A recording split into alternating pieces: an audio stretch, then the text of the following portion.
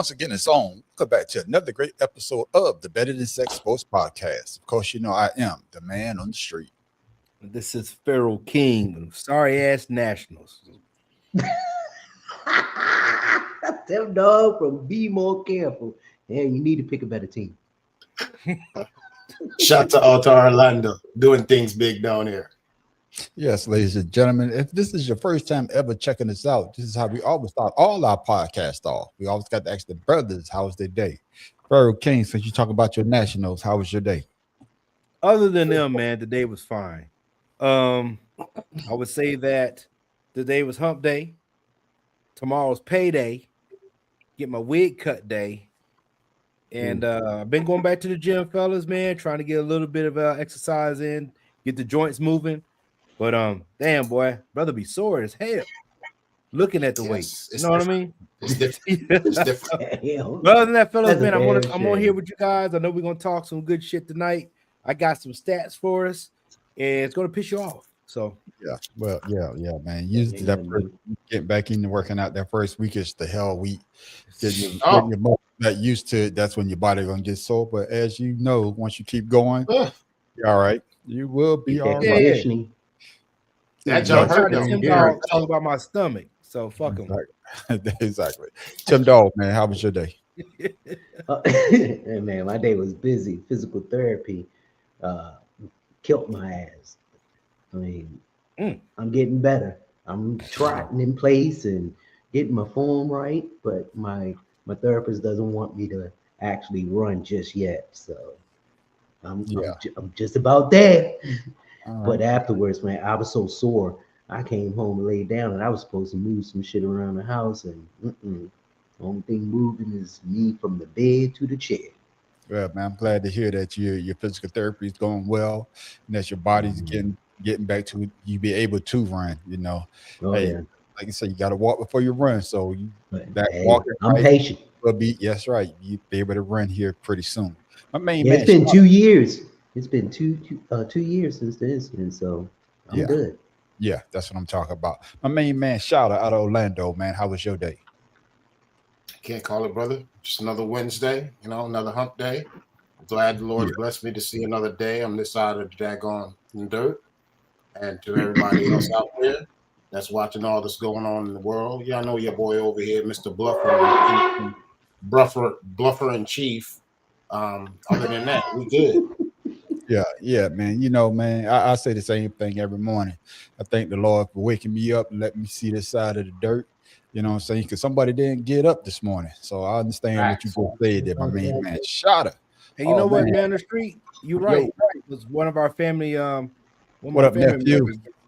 Didn't wake up yesterday. So today. So same. I hear that. So it's a blessing, man. It's a blessing that you get up in the morning. Thank the Lord. You know what I'm saying? As for me, fellas, man, my day was one of them long days, man. I be getting to bed late at night, man, working on the damn videos. Sometimes I get to bed to goddamn almost 1 damn clock. Then got to get up at 5:30. Man, boy, I'm in the hurt today. You too old for them kind of hours. No, I ain't too old, man, but it's just something I like to do. But work is what I'm old for. Fuck work. That's what I'm saying.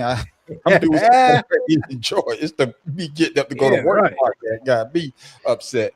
But fellas, man, we got a good conversation tonight. No videos tonight. Oh my goodness, y'all probably. I got one.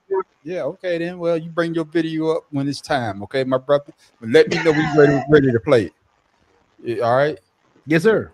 All right, shout out. Pharaoh, man, you frozen, man. You frozen in place. You got the ability. Now you got glasses on. You ain't had no glasses on. You did a trick. I'm trying to read these numbers, man. Be quiet. I got you. Man, like I say, man, we don't have any videos tonight, but we do got a great conversation because we all know what's going down tomorrow, which is the NFL draft. So we're going to start it off with this question right here. And I'm going to give you the first shot at it. Is Fernando Mendoza really worth the number one pick? I mean, yeah. I mean, I can't argue against it. I want to, but his numbers and his body of work speak for itself. So I'm gonna have to go with he's worthy of it. Okay. With that being said, Pharaoh, his body of work is just that championship year because I never heard of him before last year, and I'm not going to sit here and say, yeah, I've been following his career, but Yeah, it, me too. he wasn't on that championship team. That's why I think people are saying, is he really worth the number one pick? That's right. Your thoughts? I say that him earning the spot for being number one pick for being the Heisman Trophy is about it. Okay. We know number one picks usually go to the worst teams. Yeah. Are they worth being the number one pick? Would be my next question because I probably wouldn't want to be the Heisman Trophy number one guy, knowing that the team I'm going to probably won't get me anywhere when I just came off a winning team. Yeah. So, but when it comes Actually, down that's to a good it, point, Pharaoh. yeah, and then you look at it, there's other top players out there that wasn't on such great teams that got to that point that are actually better players. Yeah. So, yeah. But on the other side of that, other side of that point, Pharaoh, the reason why I said yes also is because of what you just said. He actually is. This is one of the few years that I feel that he's going to a team that can actually use him immediately and be successful. He has the best numbers right now going to the Raiders at number one to perform pretty well. As the man on the street, I'm gonna push back on that because last year Cam Ward being that person went to where? And he didn't do too hot. Yeah. Yeah, that's what I'm saying. But Tennessee had lost so many stuff before Cam Ward got there. I'm saying with the Raiders, they brought people in to protect him. As far as offensive line, they're preparing for him. I'm saying that he's walking into a good situation. Well, I mean, we can say that on paper until it actually transpires on the field, because Cam Ward actually went into a decent situation. It just fell apart with the coaching. Yeah. So, I mean, because they still had a top-notch defense with the Titans. They fell apart offensively, and he had, and we knew who Cam Ward was. I knew him for at least 4 seasons and knew that he had put up passing numbers that set records, especially in Miami. So to me, until it transpires on the field and we see how it goes, we'll see if he's worth the number one pick. Because look, your boy Williams fingernails. He was in a good situation, went to a bad situation. And that's a bad example. I mean, I just say what it is. Yeah, he went to a bad because now look at him. yeah, he went to a bad situation, but they turned it around. And of course, you had a great season. I agree with you what you said about Cam Ward. See, I heard about Cam Ward year after year. This guy's going to be a great NFL quarterback. But can I even say this? Look at Jaden Daniels. End up in a bad situation, turn the franchise around, and then second year sophomore woes. Look what happens. You see what I'm saying? So, but that's what I'm saying. We heard about those guys though. With Mendoza, I never heard about him until last year, and of course he led that team to a national championship, $10. And Shada, like you say, he's going to the Raiders, but the Raiders need more than a quarterback. I know you say that. I want you to speak to that, Tim Dog. I know you say that they're bringing people in, but they're not bringing top-notch people. So, Tim Dog, same question: is Mendoza really worth the number one pick? Man, what the fuck was?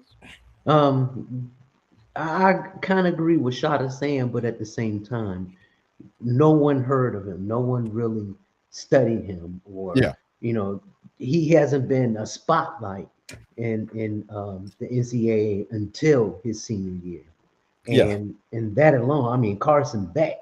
I mean, me personally, I think he would be a better quarterback in the NFL than Mendoza. Really? But at the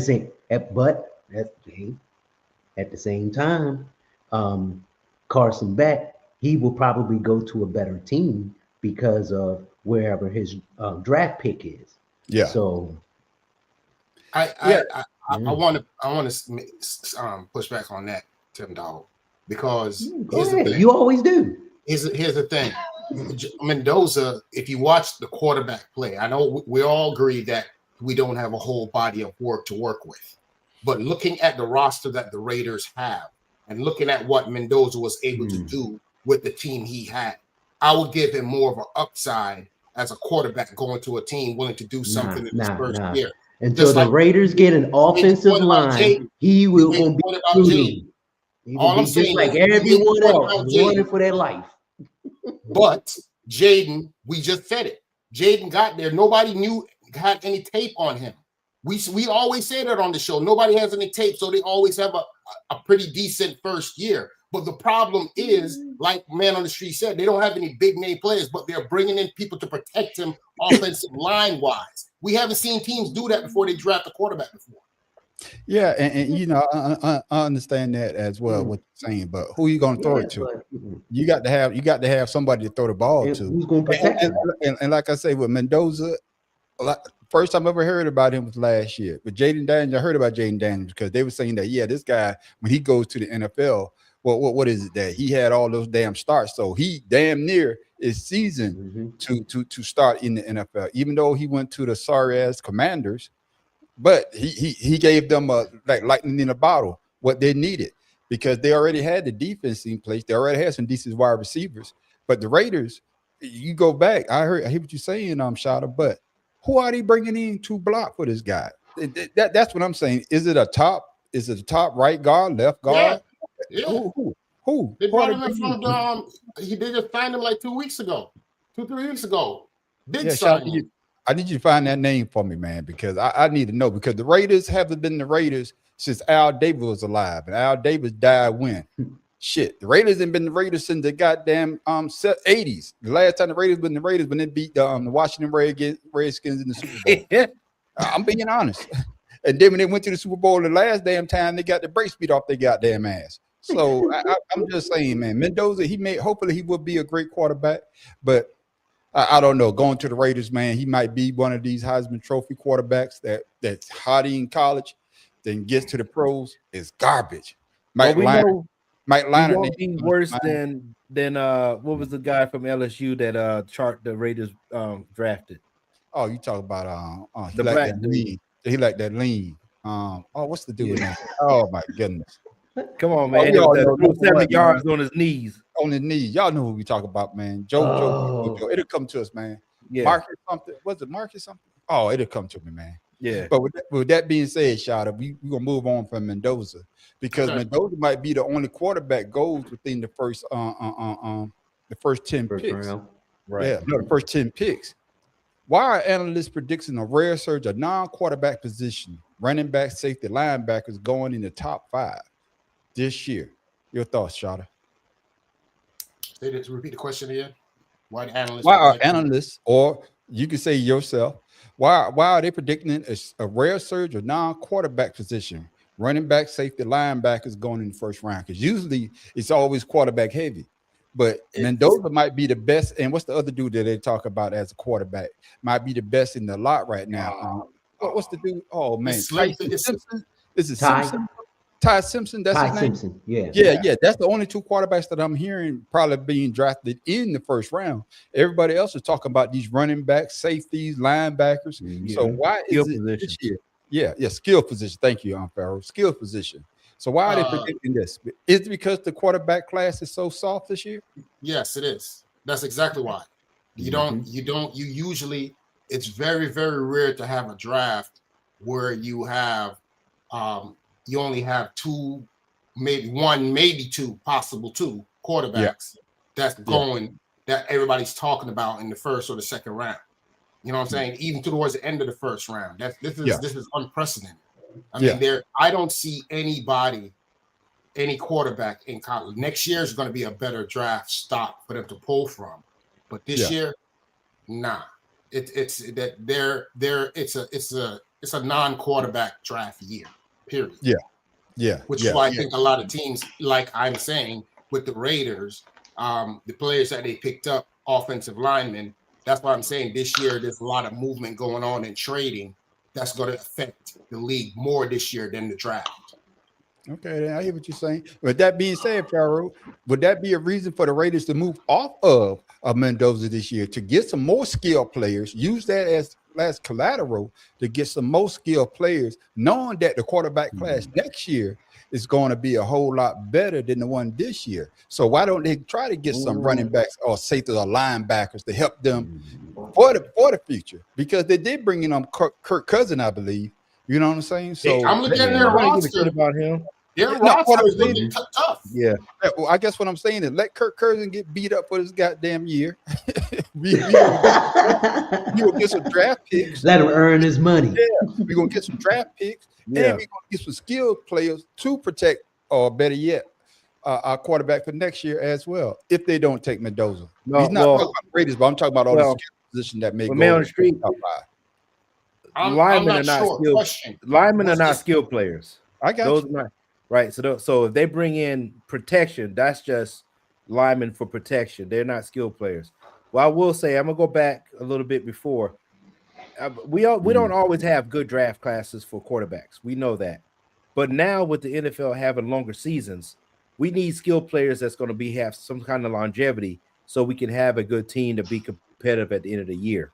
That's the way I look at this. There's a lot of teams out there that got injured players, and they have a lot of money on their rosters, and they're trying to get guys that can fill those slots that with that cap money that they have. Quarterbacks take a lot of that draft money, and I think that's what the situation is going into this season. Because, like you said, though, we can't say that next year is going to be a good draft class for quarterbacks, because I didn't see nothing this year for anybody to be a good draft pick for next year. You have a couple of them out there, just about like we had this season. But no, I'm just saying based off of what we see, on paper. Who's we? I'm not French. I don't see it. So you don't see there's more quarterbacks coming out. Who? Shut up. We only got 2 people we're talking about next season. 2. The Alabama, but Alabama guys this year. You got the guy out of Texas, the Archie Manning. Who the fuck else we talking about? But just like with Mendoza, no. Answer my question, Shada. Don't be a Republican on this one. What other quarterback do you know other than Archie Manning is supposed to be a good quarterback coming out next year? All I'm saying is, I'm not saying that I know any quarterbacks like that's coming out, but I'm saying just like with Mendoza, somebody could get transferred to a program that could come on the scene that we don't know. So now we're talking about maybes. We're looking at what we have in front of us. Mendoza went number 1, right? I'm talking about allegedly. Well, he has to go number 1 yet. They say he may go number 1. Okay, he might go number 1, right? But what I'm saying is, we got 3 quarterbacks: Carson Beck, Ty Simpson, and Mendoza, right? Yeah. Right. What's that other Miss Meyer? And that's why they're saying that this year. That's why they're saying that this year it's going to be running backs, linebackers, and safety. Right. So next year. And Farrell, what are we looking at next year? If you guys talking about they're going to skip to next year, what are we talking about? We're just talking about skilled players, any player that can fill your position, because you got a lot of contracts out there. Nobody's really trying to get quarterbacks because you got a lot of big contracts that people are playing under this season and next season. Yeah, and $10. Before I come to you, Farrell, I just want to say one thing. I know what a skilled player is, but this is the key. This is the key right here. If you tell a lineman that they're not a skilled player, you tell that to that quarterback, if you don't get that right left guard or whoever. That's not a skilled position, though. That's what I'm saying, man. On the street. I got that, Farrell. Listen to what I'm saying. You listen to what I'm saying. Okay. What I'm saying is that those guys are skilled players because they're getting picked for the skill to protect their quarterback. I know they're not running the ball, they're not catching the ball, but they are technically still a skilled player. Man on the street. That's not how it goes. I said skill positions. You're talking about a skilled player. Exactly. That's what I'm saying. You talking about skilled player. That's fine. But I said skill positions. Okay. And that's going to be your running back, receivers, and whatever. Okay. Not the linebackers and not the fucking linemen. That's what I'm referring to. But I'm not the player. The position. I'm saying the player. Okay. Man, that's what I'm saying. That's a difference. We agree to disagree. I'm just not a disagreement. I'm not disagreeing with you. Okay? I'm disagreeing by how we're talking about the position of the players.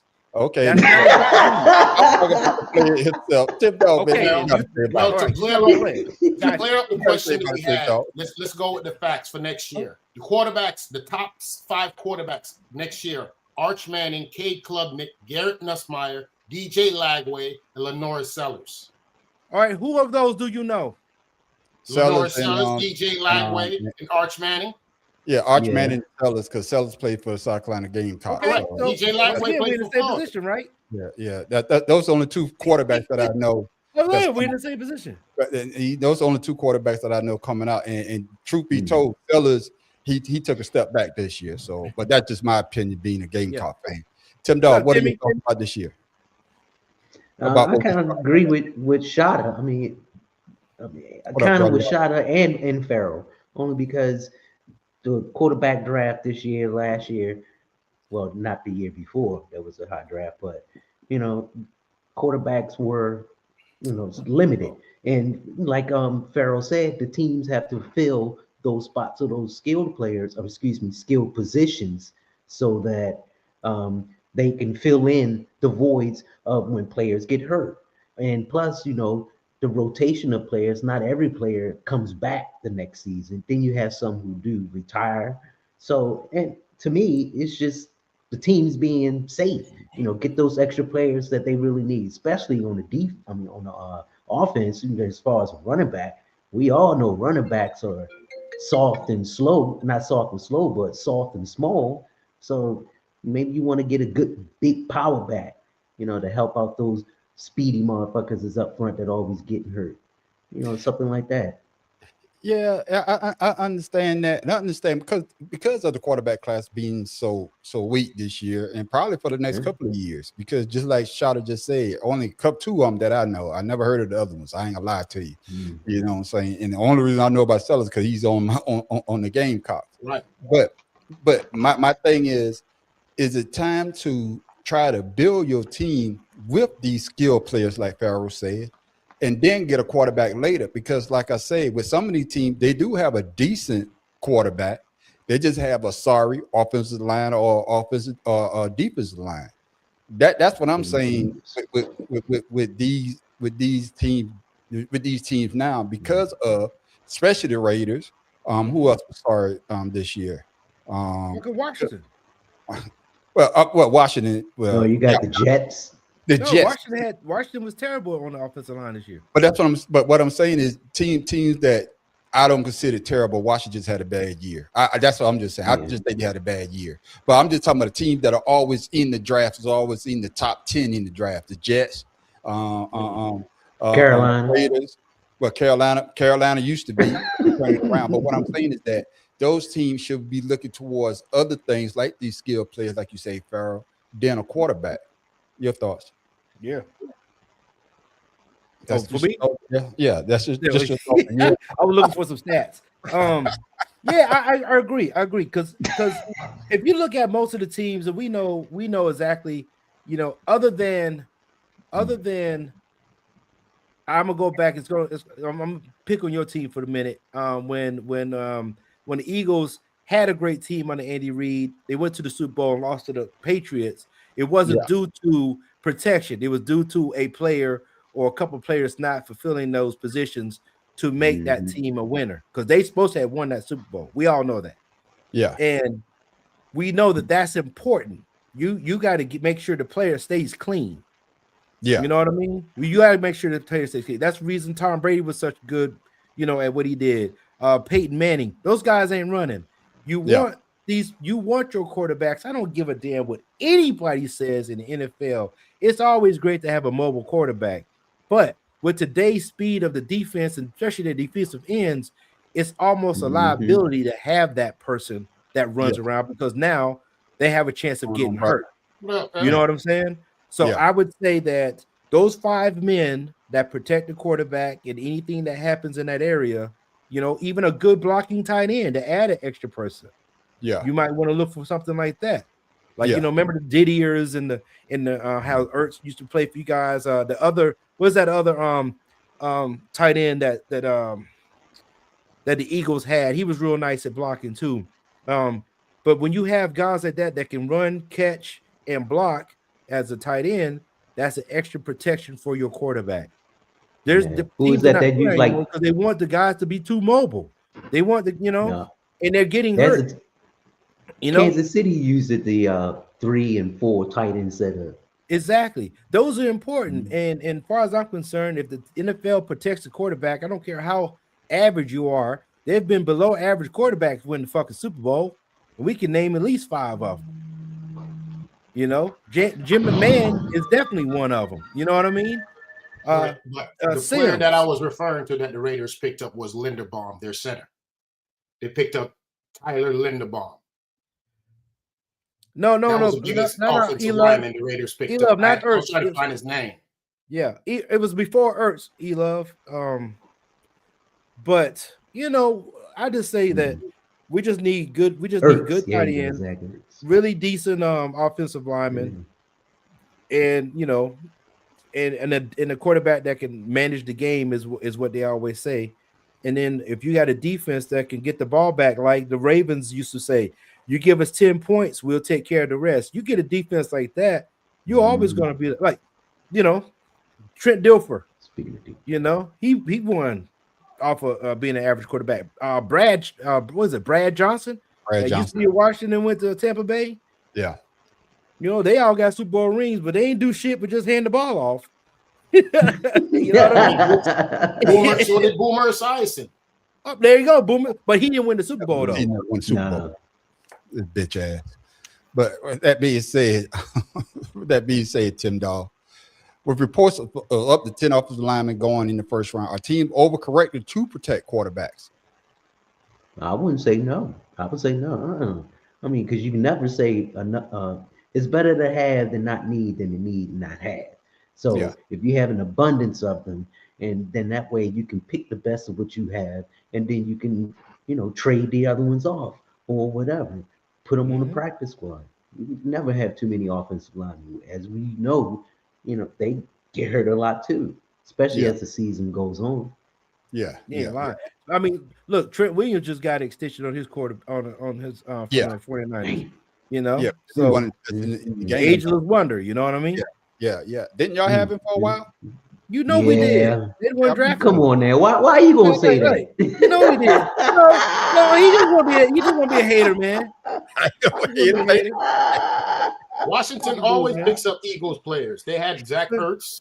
They had freaking daggone all the players that leave the Eagles go to Washington. No, but they go back to Trent Williams was drafted by Washington and they let him go. That's what he did. Yeah, they let him go. Yeah, they didn't want to pay him. But it was Dan Snyder's fault, guys. It was Dan Snyder's fault. It wasn't nobody else's fault. But the other tight end that you think about the organization. The other tight end I think you would talk about for the Eagles Brett Selleck, number 87. Yes, Brett that's it. That's him. Yeah, because Ertz took his position. That's exactly what I'm talking about. He took you know, when they had him, he was really great at blocking and running down the field and causing havoc. Those are type players that keeps the quarterback safe. Yeah, but most of the top tight ends in the NFL now are good blockers. Brock Bowers, Kittles. Yeah, but they don't catch the ball. Kelsey. They all Kelsey. Huh? They don't catch. Kittles don't catch the ball. I didn't say no. What I'm saying is okay. Possession wise, he's good at blocking and stuff like that, but you don't count the quarterback. Don't look at him as first option in short yardage plays. We know that. Now, Travis Kelce. Oh yeah. Now he's first option, regardless of whatever goes on. Well, what about Lamar Jackson? We mean Lamar Jackson. He goes to his tight ends for freaking daggone short yardage situations. Even though they just traded Isaiah. No, what he's saying is that he's not the first option. He's not the first option to blocking tight end. For him to throw the ball. He's not the first option. Like Tony Gonzalez. Okay. Yeah. Tony Gonzalez type players. That's the first option. Right. Tony Gonzalez was great at blocking, but he also was that possession guy. Oh, you're talking about there's a lot of tight ends out there that don't do that. Vernon Davis started off like that. Vernon Davis. But then you can't coach him. You see what I'm saying? I saw them say not every team has those type of tight ends to be successful. Like right now, you got Andrews. You got Mark Andrews for the Ravens. We don't have a lot of those types of tight ends in the league. Yeah, you sure don't. And going back to the thing about the quarterback, Pharaoh, if this draft lacks elite quarterback depth but feature talent at other positions, could it shift how teams build contenders long term? You know, free agency has killed that. There's no long term anymore in the NFL. You can forget that shit. A team will win the damn Super Bowl and lose all its players the next season. Yeah. See what Seattle just did today, running back. Yeah. Yeah, exactly. There it is. That major point there right you there. go. Major point right John Harbaugh. No, that's John Harbaugh. I told you he was going on a Ravens Right. back cake. Right, and Andrews is kind of old. Likely was taking the place of Andrews. So Yeah. Yeah. you know? But that's what I'm saying, Shada. Today's the free agency and all this other money and cap space has killed long-term teams. So you can forget that shit. What's your thoughts on that question there, Shada? If this draft lacks elite quarterback depth but feature talent at other positions, could it shift how teams build contenders long term? It ain't gonna change nothing. The NFL, we say it every week on this podcast. The NFL is a follow fashion league. As soon as somebody start doing something that's working, some team gonna jump on the bandwagon and start doing it, and then somebody else gonna do something, and then somebody gonna try and follow them. That's what the NFL does. Every couple of years, something big happened in the NFL. Like we didn't have tight end university until all the tight ends started being first option or third down option. Tight ends were big in the NFL for catching the ball downfield back 15 years ago. A tight end was to give the quarterback as much time and be the one to go out in the flat to be his relief. Now it's the running or do the back little curls or whatever the case is. That's what I'm saying. So man on the street, to his point, your team doing that damn push. Yeah. 4th year in the league, they're gonna be trying it. Everybody's trying it now. Exactly.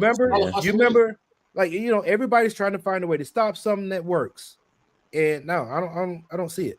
Yeah. And Tim Dog, man, I like what my man E Love just said. He said long-term ended when they stopped taking responsibility with long contracts. Do you agree with that? Yes. Yeah. I mean, think about it. That's a good point. point. Play a long-term contract, and then you obligated to give them all that money. Then all of a sudden they don't want to stay with the team, and it's just like with the NBA. Everybody want long contracts, but yet they not, abiding by the contract rules or the contract length. We ain't back in the NBA today. These games been awesome. Yeah. Anyway, it's just amazing that these quarterbacks or I don't know. Is it just me though? It just seems though that these players coming out now, I'm not as hype or to see them. It just doesn't feel the same to me. I remember. I do remember when Reggie Bush was coming out. I was like, man, Reggie Bush could come to the Eagles. Boy, woo! You know what I'm saying? I was hyped for there a player was a time like that people argued right before the draft happened. Yeah, nobody talks about it no more. A player that you're so excited to see, man. I can't wait to see Reggie Bush in the NFL. We saw what he did in college and the way that he played in college. I'm talking about all the years that he played in college. Right. I hate to say it. I even say that about Matt Leinart. I was like, man, Matt Leinart gonna be a great quarterback. Who knows he was gonna be a great quarterback? No, we said that about Bosworth. Exactly. The last player that ruined it for me was Reginald 3. Reginald 3. The year before that. I think he was it RG3. Oh, yeah. RG3. Oh, he said Reginald. He said Reginald 3. That motherfucker went straight black with his ass, didn't he? Reginald. God, damn. Reginald. I'm just saying, y'all. All right, fellas, man. I got questions for each one of y'all. So hold your thoughts because these questions are tailored just for you. Pharaoh, you up first. Okay. With the number 7 pick and pressure to get it right, should Washington take the best player available or target a specific need like linebacker or edge? This is your question, Pharaoh. Oh man. I've been going over this shit in my head. And I'm gonna give you the big stream. So here you go. Yeah, hey, listen, man. I Washington has lost the most since 1961. 5 games of 21 plus points since 1961 in franchise history. And with the available pass rushers, especially that the 2 guys coming out of University of Miami, it would behoove them, as we said in the military, to get somebody to help out that defensive line so they can control the damn offense on their end. And I believe an edge rusher or a linebacker could do that for them. That's my take. Now I know they're probably going to take the running back if he's still available to help out. But Washington does not know how to keep a running back because they cycle through him like a fucking trash bag. So I would say at least get some type of Trash defensive bag. line help or a linebacker, or a safety. But safeties they already have because they got the guy that came over from Indianapolis. So I would say an edge rusher, a good tackle, edge rusher, or a freaking linebacker. That should be one of their first picks.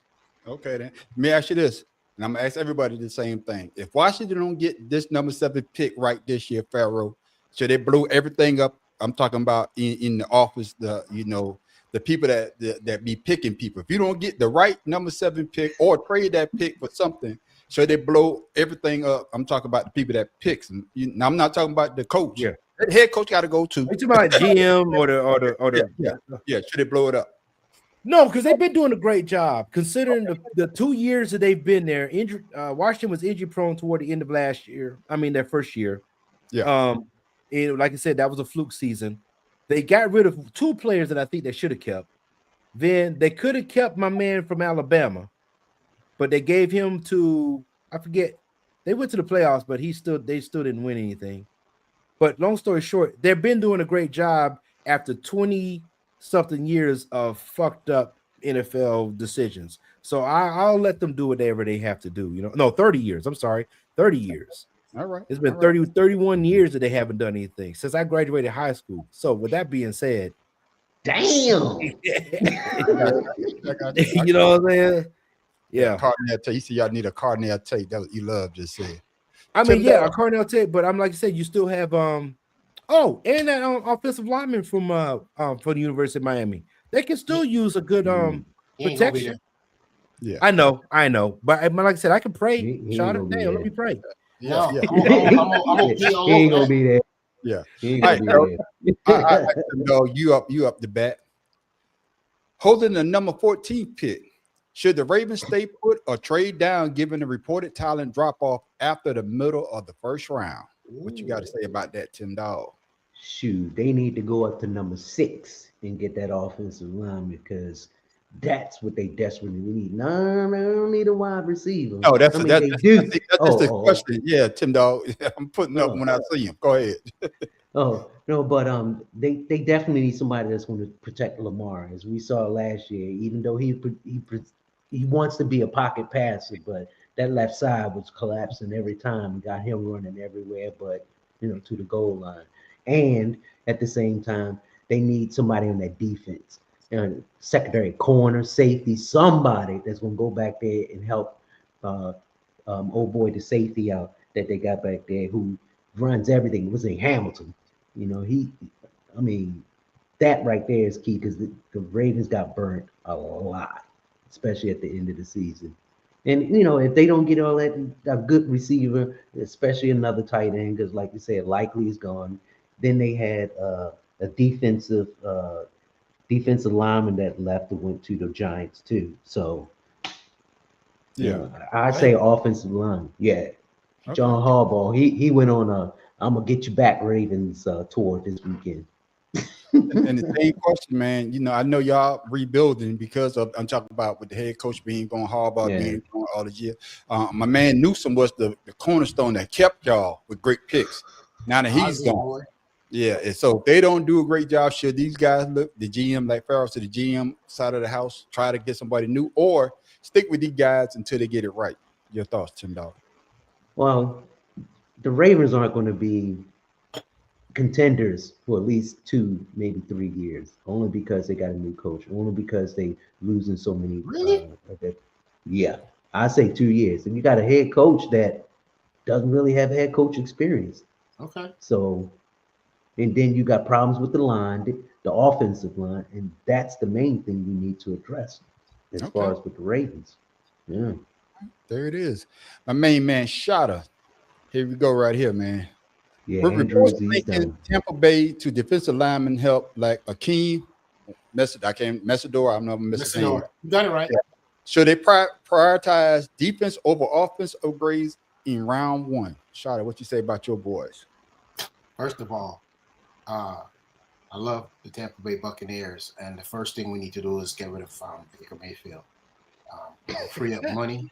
It will free up money for us to get more players. But to your question, man on the street, and to this panel, we all know Jason Light. He's our general manager. He's got a lot of draft tendencies, and he builds teams differently.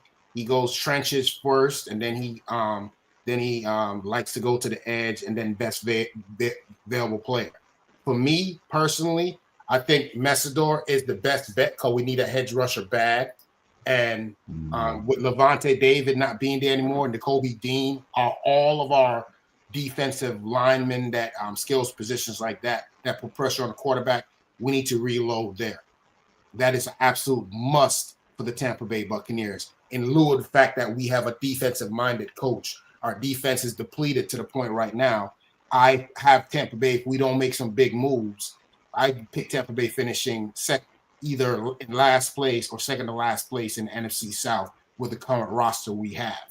Now, right now, what I would say, if I was with the Tampa Bay Buccaneers general manager group, my priority would be an edge rusher. My second will be linebacker, and third will be cornerback, because those positions right there are the positions that's always anchors Tampa Bay Buccaneers defense going all the way back to the 80s. They've always had some kind of defensive player, somebody that makes a difference, who leads that defense, and we don't have that with our man gone, Levante David. So we got a lot to do. We got to rebuild a wide receiver. We got a young boy over there, but he's going to need some help too. Mike Evans is a big loss because of his height and his ability to adjust to the ball in the air. So right now, Tampa Bay, I think we're not directly in the rebuilding phase, but we're trending that way right now if we don't do something. All right, then. Well, I guess because y'all got a new head coach, so y'all not going to blow up y'all goddamn front office just right now.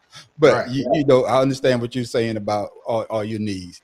I thought the math professor might be on, so everybody answered the math professor question. I just need a quick answer. All right, Farrah, I'm gonna start with you. If the Saints are building around their young quarterback, should they use their first round pick on a wide receiver like a Carnell Tate to boost their offense? I just think they need to move the team out of New Orleans, and maybe they'll boost everything. God damn, man. That's what I think. But the man professor, man, that's the one guy that he'll dissect the shit out of his team. I don't even know why he don't have a job at the front office, because shit. We talk about ifs, ands, or maybes. This motherfucker talk about this is what it needs to happen. So Did it get personal? Quarterback to try to make them, a little bit more, dynamic. But they got rid of their most famed running back, didn't they? Mm. Yeah, they got rid of the Tennessee guy. Alvin Kamara. Yeah, they got rid of him. So what they gonna do? I think the Eagles picked him up. Don't play. No, I think so. Are you serious? Mm-hmm. Yeah, bro, don't play. When did this happen? I think so. Hold on, man. Me see here. I don't need to see him twice a goddamn year. I could be wrong. I don't care how old he is. I don't want to see him. Oh this no, time of year. that can't. No. Alvin Kamara, no. Yeah. Why would they do that? That's stupid. I might be wrong though. I hope you are. Shit. No, that's no. They haven't got rid of him. They just said they drafted a running back. Okay. Jeez. Maybe I do not need to see Saquon Barkley and Alvin Kamara. I don't need to see that shit, man. Hell no. Bro, you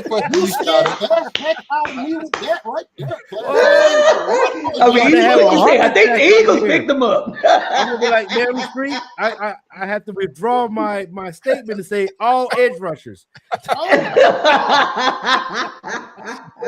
Like I said, we speaking for on the Mad Professor right now. Same question, man. Should they got that young quarterback? Should the Saints go after a wide receiver like a Cardinal take.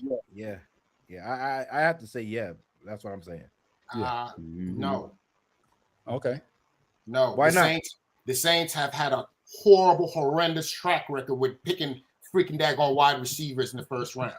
They have a terrible track record with that. They're better off. Yeah. They are better off trading down and get something else, because I'm telling you, the last couple wide receivers the Saints have got had just drained their pocketbook. Well, they had no quarterback really to throw the ball. Yeah. So why would you pay that quarterback? Why would you pay that wide receiver all that money then if he's not on the bench, if you don't have a quarterback? Why does the Philadelphia 76ers pay Joel Embiid? Don't start stuff, man. That's not right.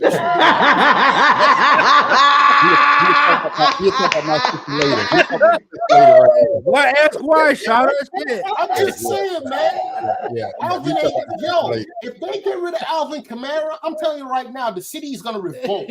Man, the city gonna blow up, bro. I hear what you say, Sean. I hear what you say, Sean. What about you, Tip Dog? What are your thoughts, man? Should the Saints go after, if they can get a Cardinal take to help that young quarterback out? Because, like I said, I didn't think he would have been a good fit, but he showed me something. What a show! He showed improvement. Yeah, he showed that he could actually play the position. Coachable.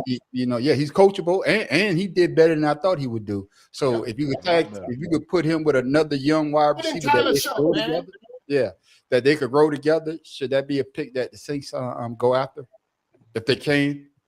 Man, Professor, Saints need defense because they can't stop nobody. You can't stop run, can't stop pass.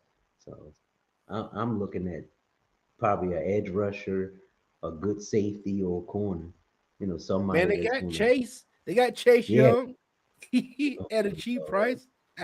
Yeah, a cheap player for a cheap price. What they say, you get what you pay for. I think I know you brought up Chase Young, but Chase Young had a great upside, but I don't know what happened after that injury. It seems to me, it seems though that Chase Young fell out of love with football. Does that make sense? Because once you start getting hurt, passion he used to play. Yeah. Because once you get hurt, you don't have that same energy. Then he came from Ohio State, I believe, right? He's Ohio State player. And for me, Ohio State defensive players don't really move. Teammates with that bullshit Bosa motherfucker. Yeah, I'm just saying that's just me, man. And of course, fellas, y'all tell us how you really feel, Farrell. y'all didn't hear me say anything about my Eagles. I didn't have a question for my Eagles because of the fact that if we're gonna move AJ Brown, move the bitch. Because I'm tired of hearing people saying, "Goddamn it, word on the street, they're gonna move him June the 1st." What is this thing with AJ Brown? What is this obsession? I don't know. Everybody obsession with motherfucking AJ Brown not being happy being a Philadelphia Eagle. Okay, man, you got your money, you got your Super Bowl. Go someplace else, and then you can sit on the sideline. Keep his ass. I need some type of hindrance when we play. He's to going get to each other. A crutch. Yeah, I need some type of bad shit going on so they can't throw the ball right. He drops the shit. Yeah, I need that. Man, I'm so sick and tired of hearing that. Of course, y'all know I'm so sick and tired of hearing all of them bashing Jalen Hurts. For me, man, at some point in time, the nonsense got to stop because I don't give a damn.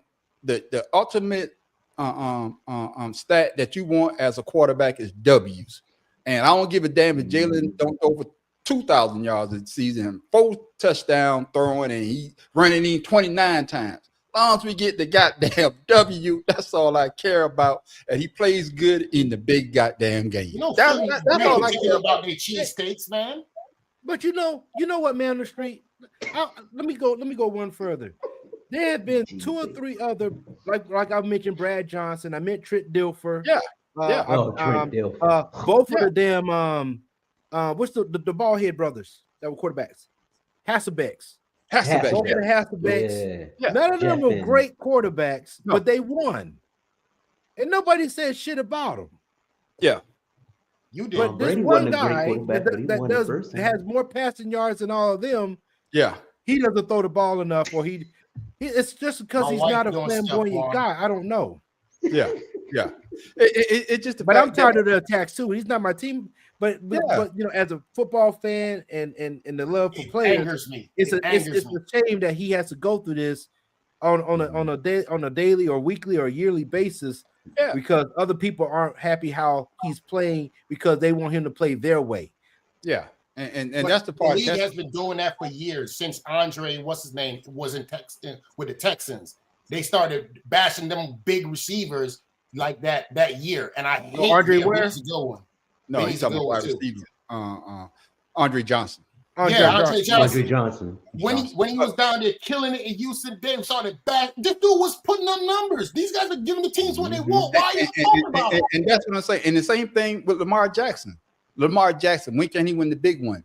But they don't get the Tim Dog, you can speak to this. But you see a motherfucker like Josh Allen go out there and threw the damn game away year after year. And they would say that he's the best thing. I'm just getting sick and tired of seeing certain even Justin Herbert. Yeah.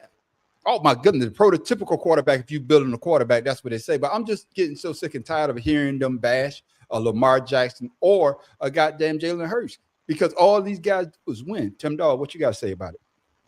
We all know what the deal is, so we don't need to talk about it on the show. And it's man, this is as blatant as night and day. What's going with you, man? What up, Square?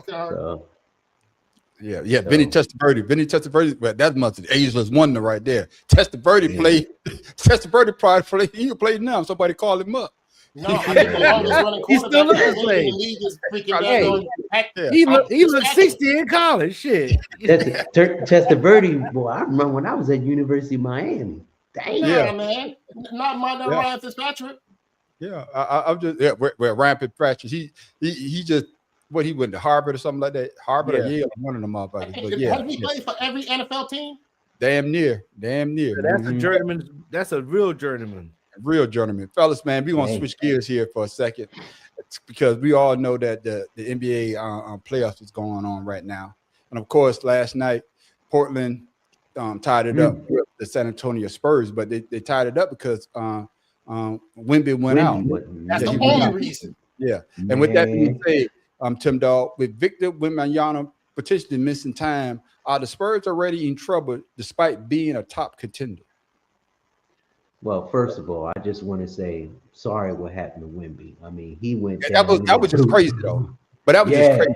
That was just but what was even crazier, they said, "How many fingers I got up?" He said, Tuesday, but it was Tuesday. So.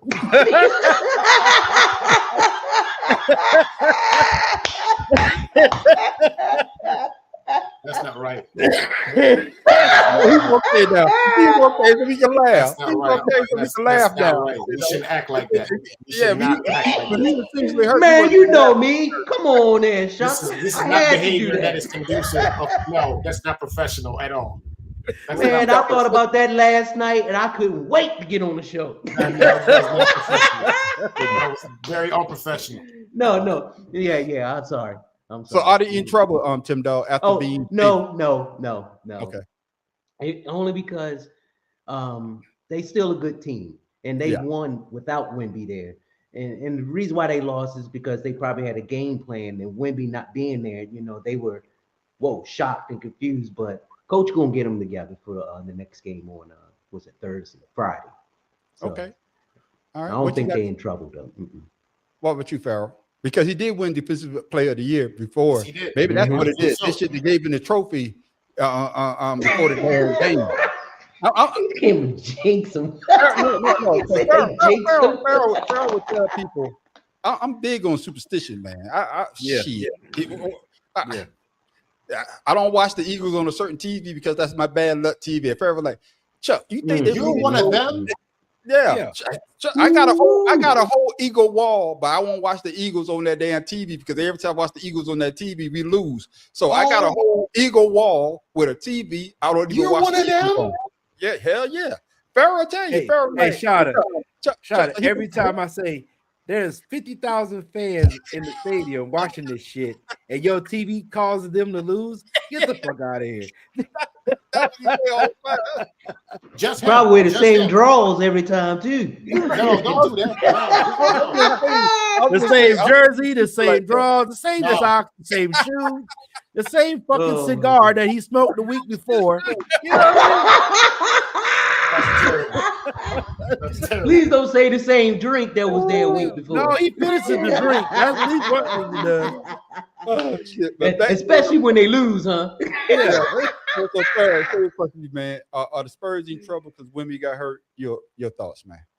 I really don't know much about how the Spurs played without Wemby, but I do know they did win, during the season when he was out, that got them to the playoffs. So I would say, like Tim Doc said, they had game plan fell apart because of the crash out, and then they tried to pull something together. Yeah, and I think like I said, the coach should get him to reel him back in. This is the NBA, man. They go. First of all, the only thing we need to ask, what does FanDuel say? What does DraftKings say? Then we'll go and make a bet. I don't care about none of that. There it is. But you made a great point, though. The fact of the matter is that the Spurs are a tested team. When Wemby was injured, they did pull together and whatnot. Well, I think because it wasn't like the Portland beat them by a lot. I think they only beat them by a point. So the game was close. The game was close back Single digits. Yeah, single digits. So it was real good game. I even watched some of it. Shotter. It was a really good game. Went 12 and 6 I without also think that when you see your star player go down like that can take something out of you, and it takes you a minute to get back into the actual game. Yeah. So, Shotter, your thoughts on the Spurs? Are they already in trouble despite being a top contender with Wemby being out? No, they're not. And to basically follow up what you made a very good point. You said you watched part of it. Yeah. Listen to me. I have never in my life watched the entire Spurs game before this series. That's how boring I thought the Spurs were to watch on TV. They were the most, because they're just the fundamental. They're going to do the fundamentals. You're not going to get. This Spurs team is not the same Spurs team I'm seeing on the court. These cats are getting up and down the court. They're getting into passing lanes. That boy Vessel, their guards, Castle. their two guards will dunk on you. Do you hear me? Vassal and Castle. But here's the thing that actually shocked me when my wife came in the room. She was like, "You're watching the Spurs?" I was like, "Yeah, they did." Listen, did y'all know that CJ McCollum has never made an all-star team? Yeah. Yes. Yeah. Did you know that? Yeah. Yeah. That's crazy. Yeah. Why? He was playing with Damian Lillard. You gonna win with him? I'm just saying, he been in the league this long, and this dude ain't never made an all-star team. And then he left Portland and just fell off. I did not know that. I Yeah. was like, yo, I gotta mention that on the podcast. I'm like, this dude never. Yeah. But he showed up last night, though. Haircut. Yeah, hold that thought, Tim, dog. Yeah, you're exactly right, because of the fact that there's a lot of great players that we seen play basketball, football, whatever, and you'd be surprised that they never made a All-Pro or they only made one All-Pro, because that's how we all know that these leagues are built around names. That's if right. you don't have one of those names that people want to see or want to hear, you're not going to get that coverage, or better yet, especially if you're in some place like D-Love. That's right.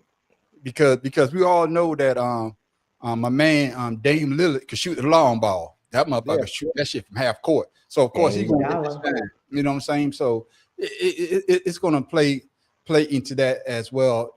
People know names. I just couldn't believe that.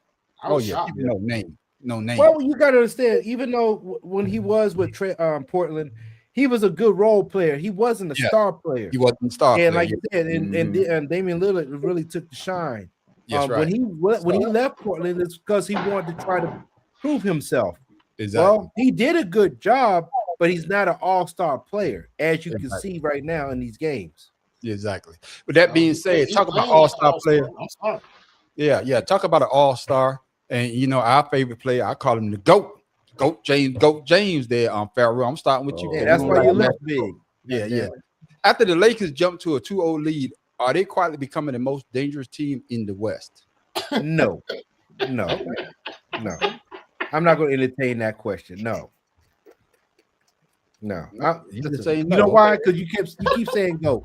The Say, nigga's ask the question 23. again. The nigga's Ask the 23 question years, again. man. I'm sorry. No. Okay, then Tim Dog, what you say, man? What you know for the big screen and After the ask the question Lakers, again. take a 2-0 lead without Luka and without AR, are they the most dangerous team after winning it 2 in a row against the Dangerous Houston and Rockets? Lakers Your thoughts on don't Tim go Dog? together. They're the dangerous team in the first round, maybe. Come second round, no. If they get to And plus, if they get, well, they're gonna get to the second round. no, Hold on. hey, let Pharaoh say this is the NBA. Shit, we don't see shit go sideways. So, Right. Yeah. Yeah, because look at Orlando. Nobody think Orlando's doing what they supposed to be doing. But So. Orlando made the Yeah, playoffs last year. They're expected to be there. They Yeah. down 3 right now to Detroit. Exactly. So, Yeah. So what you say about it, Tim Dog? So you saying no, they're not the dangerous team? nah. Okay. Nah. What about you, Shada? Hell to the nizzo. Okay. You Then. hear me? As much as I love me some LeBron James, I collect his shoes. That's how much. Oh, you wasting money too? You Look, guys I get that got shit more to me. LeBron James shoes in my closet than any other shoe. But the bottom line is, they are not dangerous. Yeah, shit, man. Listen, That's you're fucked telling up, me you're gonna let Pillsbury Doughboy, a geriatric superstar, a daggone a white chocolate wannabe without the handles, and what's his name? Is it Luke Kennard? That boy can shoot that Man. free though. Oh, that boy can shoot That whoa, that's just pretty. Don't give a damn he what you filling say. in the gap. He Ooh, filling that's- in the gap. Yeah, that mother. Nah, they're not the most dangerous team. If Okay, no. Have y'all watched the damn Denver Nuggets Minnesota series? Woo! No, you gotta understand. They Man, play them the boys winner out fight. of the Thunder and Yeah. what's the name? They're not playing them. They playing the Thunder next, basically, if they win. Nobody's watching the Thunder series because everybody knows it's automatic to the championship. But damn, Yeah. bro, I don't know if the they're Lakers automatic. I don't know if they're automatic, but shout out since you talk about GOAT James. Oh, Is Lord. LeBron James proving age doesn't matter with clutch playoff performance for the Los Angeles Lakers? Nobody give a damn about none of that shit. He needs to leave so somebody else can play. We tired. Listen, I love LeBron, and I want LeBron to go sit down somewhere and enjoy his children and his grandchildren and be good that he's there. He's the all-time leading. He has nothing else to prove. Nothing. There's Okay, nothing else for him to accomplish. all right, I hear what you're saying there, and Tim Dog, you heard what he said, but without their star two players, because LeBron James took the back seat, he got out of the front seat. He said, "Hey, I don't have to be the first. I don't have to be the second. I could be the third. I could be the third." And of course, Luka is hurt. Reeves is hurt. So LeBron, hey, put me back in the front seat. Right. So, same question: is LeBron James proving age doesn't matter with clutch playoff performance for the Los Angeles Lakers? What you got to say about that, Tim Dog? Oh, he already proved that age doesn't matter, but LeBron got a little too happy trying to shoot them fadeaways and just shot like 5 bricks in a row back to back. I mean, straight down. But you can't. He's tired. This was also in the fourth quarter too. So Right. he was done. Yeah, but you still can't count him out. And right now he's tired because he has to pull a lot of minutes because of Austin Reeves. Yeah, but my thing is, if it ain't broke, don't fix it. If you can still play, why not? And he's not the only NBA player that has 20 plus years that's playing right now. So, but he is the longest tenure right now in the NBA. But I mean, it's just like, you got a good thing, you old, but you can do a little something down to the end. And when he's ready, I'm sure he's going to hang up his shoes. But he feels now that, he has still the stamina, he still has the skill to perform. But he may not have the endurance, but he still have that skill. And that's what it boils down to, Farrell. Because of the fact that their 2-star players is gone, now you have to lean on a LeBron James, and that's where the experience comes in at. Because a lot of people was basically saying that, well, I think he had 29 last night. I think he had 20 plus the other damn night, a bunch of damn assists. They're saying like he's playing like a Magic Johnson. They're also saying that the offense looks better when LeBron James is basically controlling the flow. They say like everybody gets involved. With Luka, they're doing what they used to do with LeBron. Give Luka the ball, everybody just stay out the way. Let Luka make a play. So, Farrell, same question: is LeBron James proving age doesn't matter with his playoff play that he's doing with the Lakers right now without their 1 and 2 scores? I mean, Luka and Reeves. Your thoughts? I wouldn't say age doesn't matter. I would say his playoff experience is what matters. That's the difference. And of course, with the time he's been in and with the people around him, he has to be the focal point because one, he's the oldest player out there. Next, he's even older than he's as old as Redick, isn't he? I think he's older. No, he's younger. But he and Redick out there. Redick really isn't coaching the team; it's LeBron coaching the team. Yeah. So you know what I mean. I just think it's his experience is what's carrying him right now. But once again, Father Time is going to win every goddamn time. Yeah, and I don't care how much money you put into your rehab or your therapy after games and stuff. It still doesn't take the fact that Father Time to say, "Hey, I'll give you an extra minute tonight." That's about it. You know what I mean? So, you made a great point. That Father Time is giving them extra minute because every time they win, that's that Luka and Reeves to get more healthy. So you see what I'm saying? Because once they come back, he's going to I'm gonna go back to playing the third fiddle. Hey, you know what I'm saying? And you made another great point. The fact of the matter that LeBron James gets everybody involved. I think LeBron James is one of the people that get a lot of people paid. Because once they play with LeBron James, they get these big contracts someplace else, and then they become garbage. He's always done that. Because you're not playing with the same person with the same talent as a LeBron James. And I think Iman Shumpert said it best. He said that the best thing about LeBron James is that he has a great basketball mind. Yeah, IQ. He said his basketball mind is great. He said that when he played with Melo, he said that Melo was the type of player that you have to know what to do. He's not going to tell you what to do. But he said when he played with LeBron James will actually tell you where you messed up at. You know what I'm saying? This is what you need to do. He's been doing it all his whole career. Exactly. Well, but that's what I'm saying. Go ahead, Fred. He learned that from watching Jordan and Kobe. Oh, yeah. He got that from Kobe because what Michael Jordan and Kobe did was they did that in practice. So during the game, you're supposed to know what's happening. Yeah, but I guess another thing though. Another thing though, Farrell, is that when you talk about Kobe and Michael Jordan, they had a Phil Jackson. They had a great head coach. They had a legendary head coach. But LeBron James, he never had that legendary coach. So he had to learn how to maneuver and play the ball. But it is what it is. Can you imagine if he did go to college? Imagine if he went to college. Exactly. And played at least 2 seasons. How much better he'd be. Exactly. That'd be real scary. Yeah. Shot it, man. Let's move to your boys. Your New York Knicks. Y'all had a 12.4 quarter deficit. So after Atlanta erased a 12.4 quarter deficit to tie the series 1-1, this exposed a serious closing problem for your Knicks. Shot it. What you got to say? No, it doesn't. It doesn't have a serious closure problem for our Knicks. The Knicks have always been a fourth quarter team all season. They have the best average in the fourth quarter in the NBA. The bottom line is a fluke. You say this is a fluke? This was a fluke? No, this is what I told y'all was happening. CJ McCollum. As well as Cat sticks to his daggone position and plays his position. I think we say this before though. I think we say that. We always say this. I think we say that Cat is going to be. I think a couple of podcasts. Last week. I think we say that the Cat is going to be the deciding factor. He's the catalyst. Move on. He's the catalyst. There is no way the Knicks win this series without Cat having the kind of game that he had the first game where he's actually engaged. The Yeah. second game is almost like when he came off the court, it's almost like I gave it all to my first game. I don't got nothing left. I'm just gonna go ahead and just run down 3.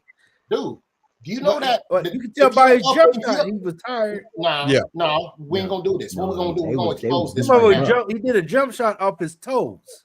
The bottom line is, okay, if you're up by 14, 15 points, why are you still shooting threes? No, that's the NBA, Shada. That's why I can't watch it no more. I've watched If you're up 14, 15 points, you do not need a three. But see, the Knicks, the difference is the Knicks were shooting them, but they weren't making them. Normally they are making them, but they were the bricking. Knicks is a good 3-point shooting team, but they're streaky.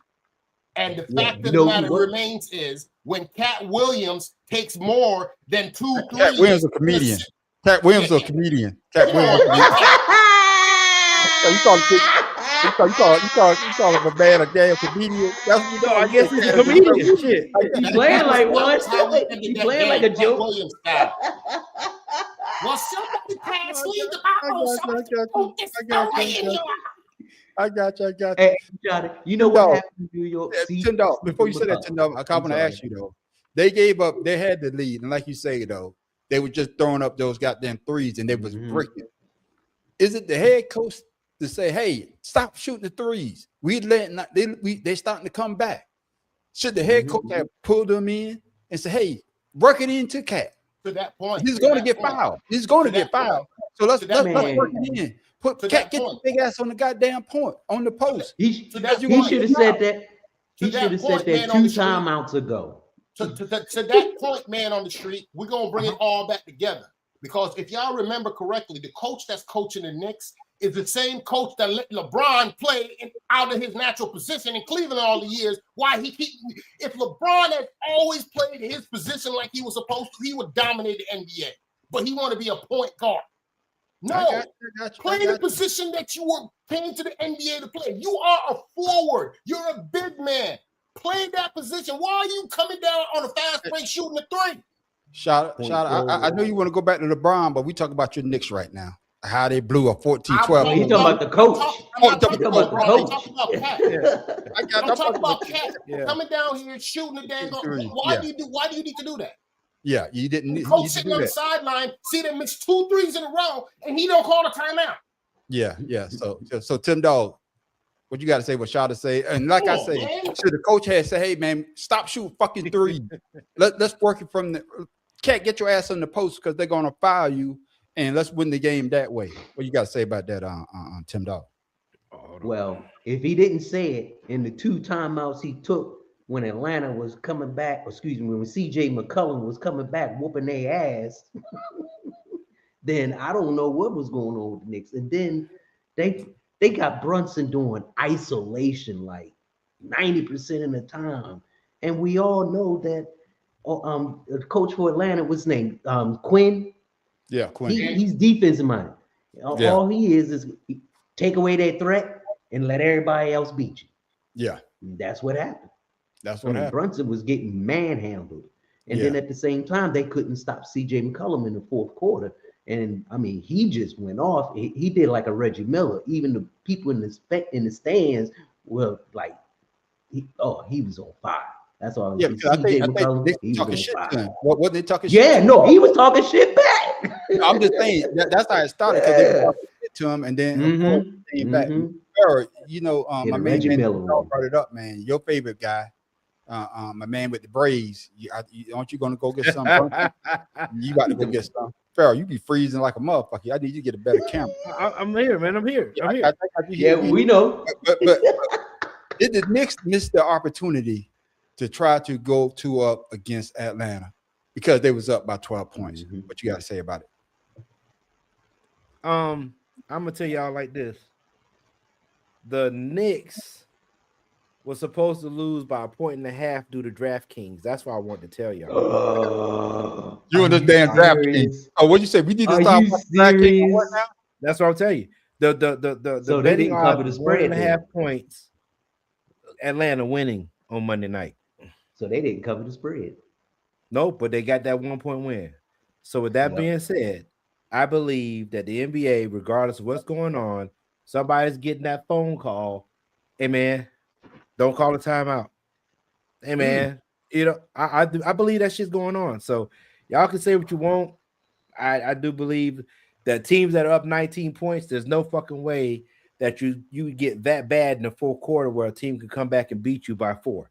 I just don't see it. Not when you're professionals. So yeah, I think with the Knicks, I think this is with the whole NBA, they're getting love happy with the damn 3, especially you hot, and then of course you go cold and you try to shoot your way back until getting back in the 3s. The 3-point is the worst thing that ever happened to the NBA.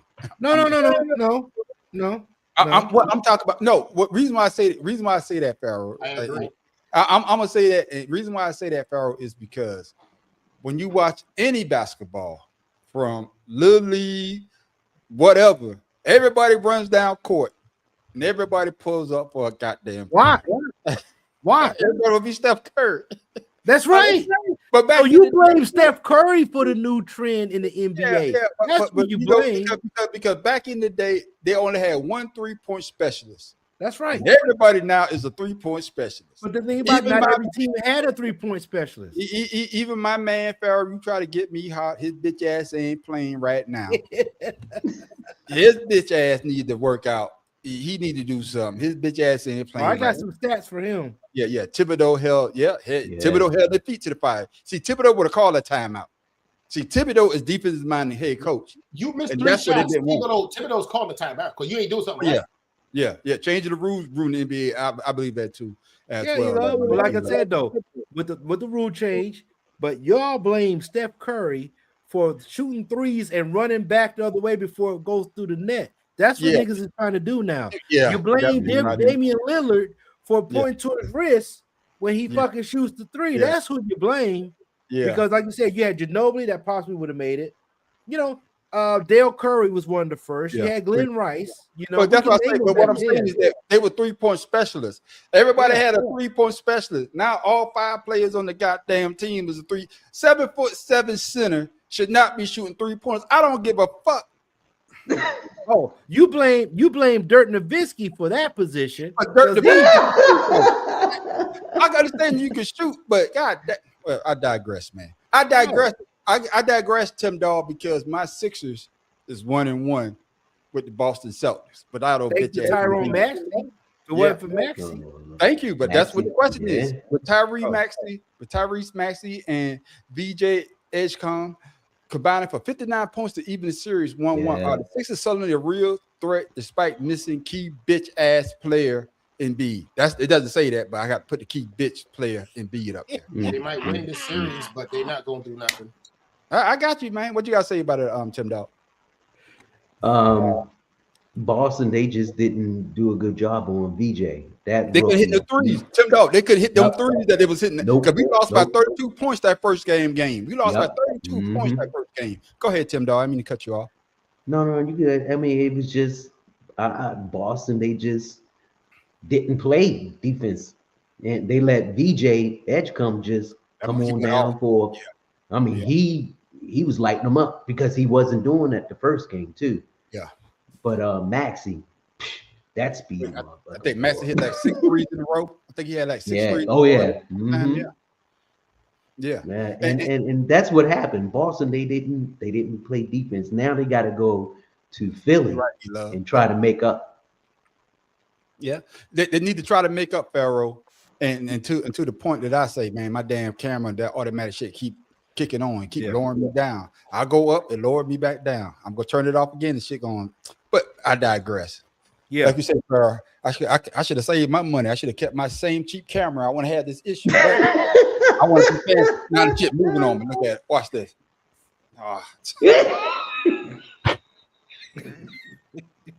That motherfucker got a camera ghost in the room, boy. That shit drunk. It's gonna follow me no matter where I go. It's gonna follow me unless I turn the bitch off. I turned it off, the bitch turned back on. But Pharaoh, tell your thing, man. We talking about my Sixers now. I'm a should Embiid play the next game, or should the Sixers run that same game plan that they ran in the second game to beat Boston? Your thoughts? I would say leave Embiid out this series. Run what the hell you're doing. If you can get past it. So right. You leave him out to next year. If you don't get past this series, let him come back next year healthy. That's what you're saying? Right. Okay. All right. So with that being said, man, Embiid hasn't played a single 82-game season in his 10-year career. This year, he only played 38 games out of 82. The man earned $52 million sitting on his ass all season. So I would say that nothing that Embiid is going to do is going to make them a better team at this point. Yeah. I totally agree with you on that, man. I think that with the dumb, like you've been saying with the stupid rule change, they need to go ahead and redo these contracts. So basically, if you sit out for the daggone as a detriment to the team because of your health or whatever going on, you need to take a pay cut because you sitting there just collecting money. I don't understand why you got all these players making all this money because Michael Parsons pissed me off with this shit with his podcast. Like, you got time to go out here and roll around and go to parties and clubs and hang out and do all this type of shit. Bro, you're not helping the team. I got one better. I got one better. I know we can. Hey, appreciate that. Not gonna sit out that long. Yeah. All right, E-Love. I'll see you later, brother. Hey, listen, I'm gonna back you up on that one, Shawty. I know we're talking about the 76ers, but you talking about somebody wasting time is Anthony Davis doing his TV show now. The dude played 20, right? The dude played 20 games out of 82, and he earned $54 million from the extension from the Lakers. He is now with the Wizards. Man, they stealing right in front of us.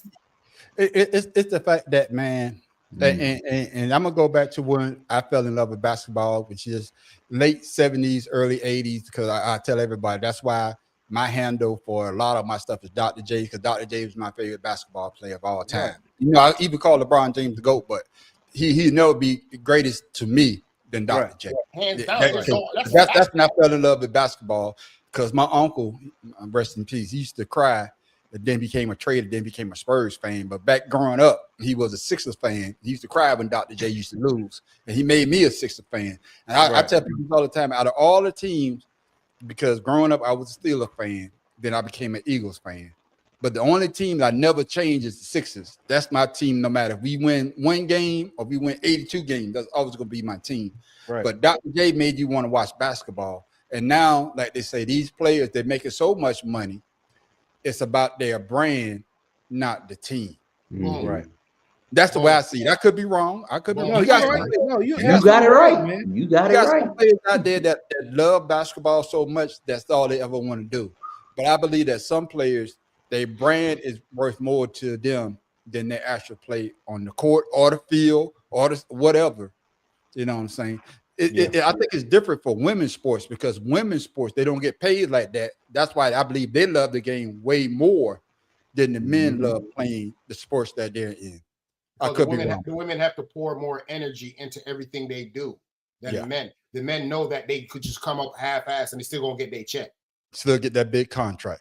Yeah. With that being said, fellas, which playoff team has been the biggest disappointment so far? Shada. For both East and West? Both East and West. Oh, whatever. It don't have to be East and West. It can just be whoever you say back. God damn, I thought it would have been better right now. Ooh, that's a good one. It's very hard for me to say that right now, because even with the games, I've been watching all the games, and the games are pretty much, they're entertaining, except for when they go into that 3-point freaking, let's see who could, that basically when they start doing that, it's just, I just look at it as them playing horse. Yeah. When they start shooting threes back and forth, I'm like, they playing horse again. I go in the kitchen, make me a sandwich or something. But literally, the games have been competitive. I love what I see out of Oklahoma City. That's why I said they're going. I think they're the team right now. Everybody on their team touches the ball. They will put it in the basket, whether it's a 2, whether it's a 3. They run set plays. I love the way they play. I love the way San Antonio actually surprised me more than anybody else. Because so, can I ask you this then, Shada? So you just say it's a push because it's all across the board. It's basically evenly. That's what you said. It's a push right because of the play of all the teams. Correct. Right now, for me, that is my take. Yes, I would say yes. Okay, then. Coming to you. He said, "Go make a sandwich or something." Yeah. Which playoff team has been the biggest disappointment to you so far in the NBA playoffs?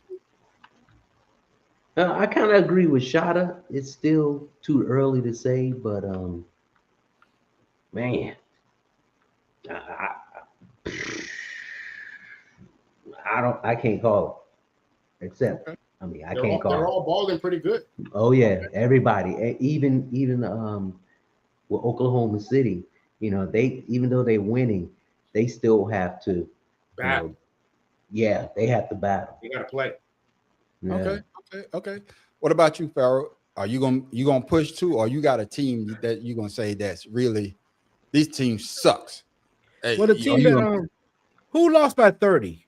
I forget who lost by 30. The Sixers. Sixers. Yeah. There you go. Yeah. Okay, that's shit. I was gonna say the same damn thing until we won the last game. Shit. I think the Sixers, that's an anomaly because with Joel Embiid and all the up and down, that's an anomaly. No motherfuckers is making millions of dollars. I don't want to hear. No, I hear you. I agree with y'all to a point. But what I'm saying is, as far as the game goes on the floor of the game, they did not expect to be doing this well in the series without this Joel is Embiid. not college. This ain't college. All I know is once you down by 25, you put somebody in the game and somebody need to start a fight. We winning something like Denzel Washington say, I'm leaving here with something. Leave here with punching somebody in the goddamn groin or something. I don't want you to injure the motherfucker, but goddamn it, we lost by 30. Yeah, the series is tied up right now, right? I know that, but listen to what I'm saying is that the Sixers disappointed me until they won last night, and the Knicks should not be losing to Atlanta. The Knicks they are too good of a team with a good defense, and that's the team to me that disappoints because I have so much high, especially what they did last year, because they got the same squad that they had last year. Only thing that changed was the head coach. Who is the owner? Who is the owner? I got that, but what I'm saying, but the owner's not on the court. Yeah, the owner's not on the court. That's what I'm saying, Shada. For me, the Sixers are always going to be a disappointment because these motherfuckers with Embiid motherfuckers shooting 3-pointers, he get his big ass on the goddamn block. And like Farrell said, this motherfucker ain't played. But how many games, Farrell? 38. 38. And I'm not counting the goddamn Olympics because he want to play like 3 of them motherfuckers. Then his ass out of shape in that bitch. Exactly. The Knicks wouldn't be in the position they are if they had went and got Giannis like they were supposed to. But what I'm saying is that's why I'm saying that the Knicks, they still got their core team. Nobody moved. That's why I say the Knicks and the Sixers are the disappointing to me. I'm not gonna push like y'all scared to say that the Knicks fucking and motherfucking Sixers. Well, Farrell, me and you on the same wavelength. Yeah. These two over here wearing glasses. Them two want to say when because they're wearing glasses and shit, they're gonna agree with one another. I don't know what the hell you talking about, but I'm just saying from what I see, you have my opinion. I gave to you, damn it. Don't get mad at me for Joel Embiid having oh man, I know. Yeah, Shada, listen, Shada. They played 75% of the damn games without him. Hey, that's right. They should already know how to play without him. I want everybody to agree with me about my Sixers being the team that you most disappointed. I don't want y'all to say no shit. Y'all supposed to agree with me. Y'all my friend. Y'all don't know Embiid. Y'all don't know him. Y'all know me. So y'all should be agreeing with me. That's why I said. What was the team that lost by 30 points? That's a disappointment. Y'all don't know him. Yeah, this is the playoffs. You're not supposed to lose by 30 points. He don't want to get sensitive on this. He said, "Y'all my friends. Y'all my friends. Y'all don't know Embiid. Y'all just hey. I got one better, guys. What's that? One better. It's the Phillies ain't doing good either. Shit. Okay, I'm glad you say that. I'm glad you say that, Farrell, because that's taking us to the next goddamn topic, which is baseball. There it is. What's going on? Farrell said you brought up. What's going wrong with the New York Mets and other big markets team collapsing this early? Farrell, man, you can't put them together. That's two separate conversations. Okay, hold on, Farrell. I'll come back, Farrell. Here we go. A streak like the Chicago Cubs winning winning run, and Phillies losing skills, signs of real contenders versus frauds. What you got to say, Farrell? Since you brought up the Phillies. I don't know.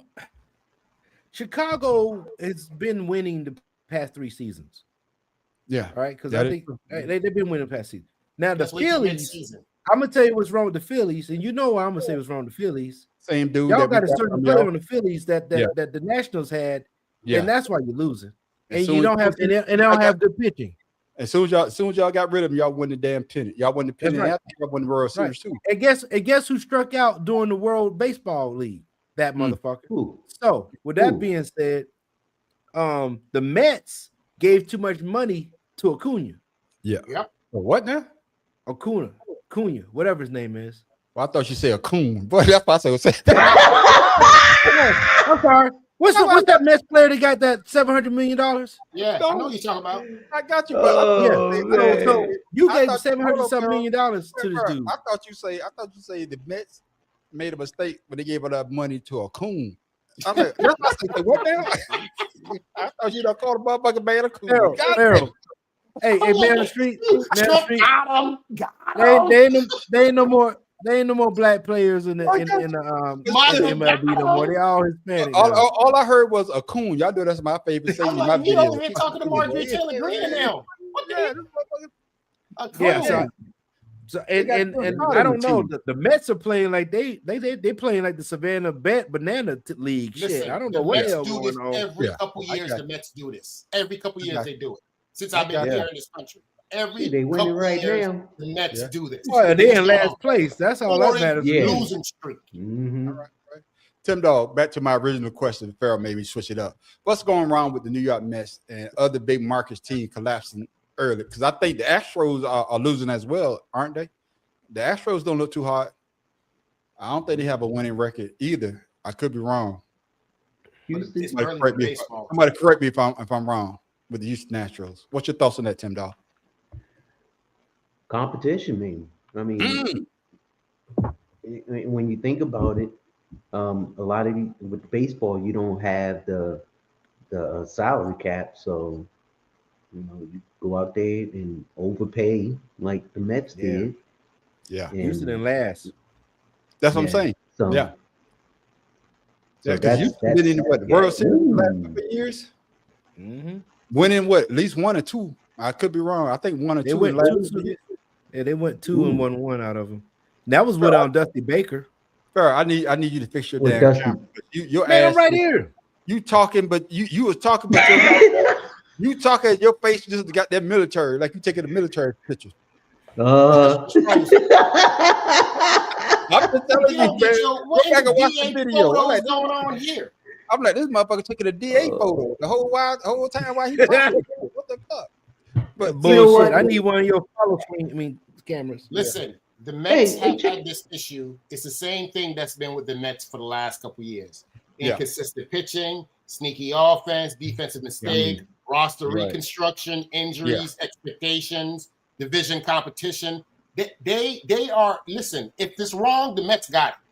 Yeah, but Tim Dog made a great point though. Tim Dog say that they don't have no goddamn salary cap. So what's the excuse? Because you could go out and spend money to get those type of pitchers, Tim Dog. You brought it up. Yeah. So the Mets, a big market team, even though you got the Yankees, but they're one of those teams that's supposed to be at the top, but now they're not. The Mets ain't never been at the top. I'm just saying. Well, when they had back in the day, the Mets was a good team. Now Earl Hurd, like in the 80s. Yeah, 80s. Look at Farrell. Look at Farrell froze with his chicken wing. Mike Piazza.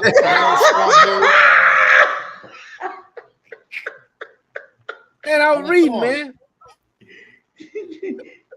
The name of the team is not even Mets, it's Metropolitans. I got it, but we call it. We know.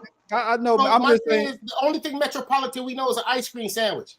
I guess I'm just saying that, and it goes back to what we saying. That's Neapolitan. It goes back to what we saying. Yeah, Neapolitan. Yeah, you fucked it up all the time. He from Jamaica, man. I'm gonna let him get a fly, but he from Jamaica.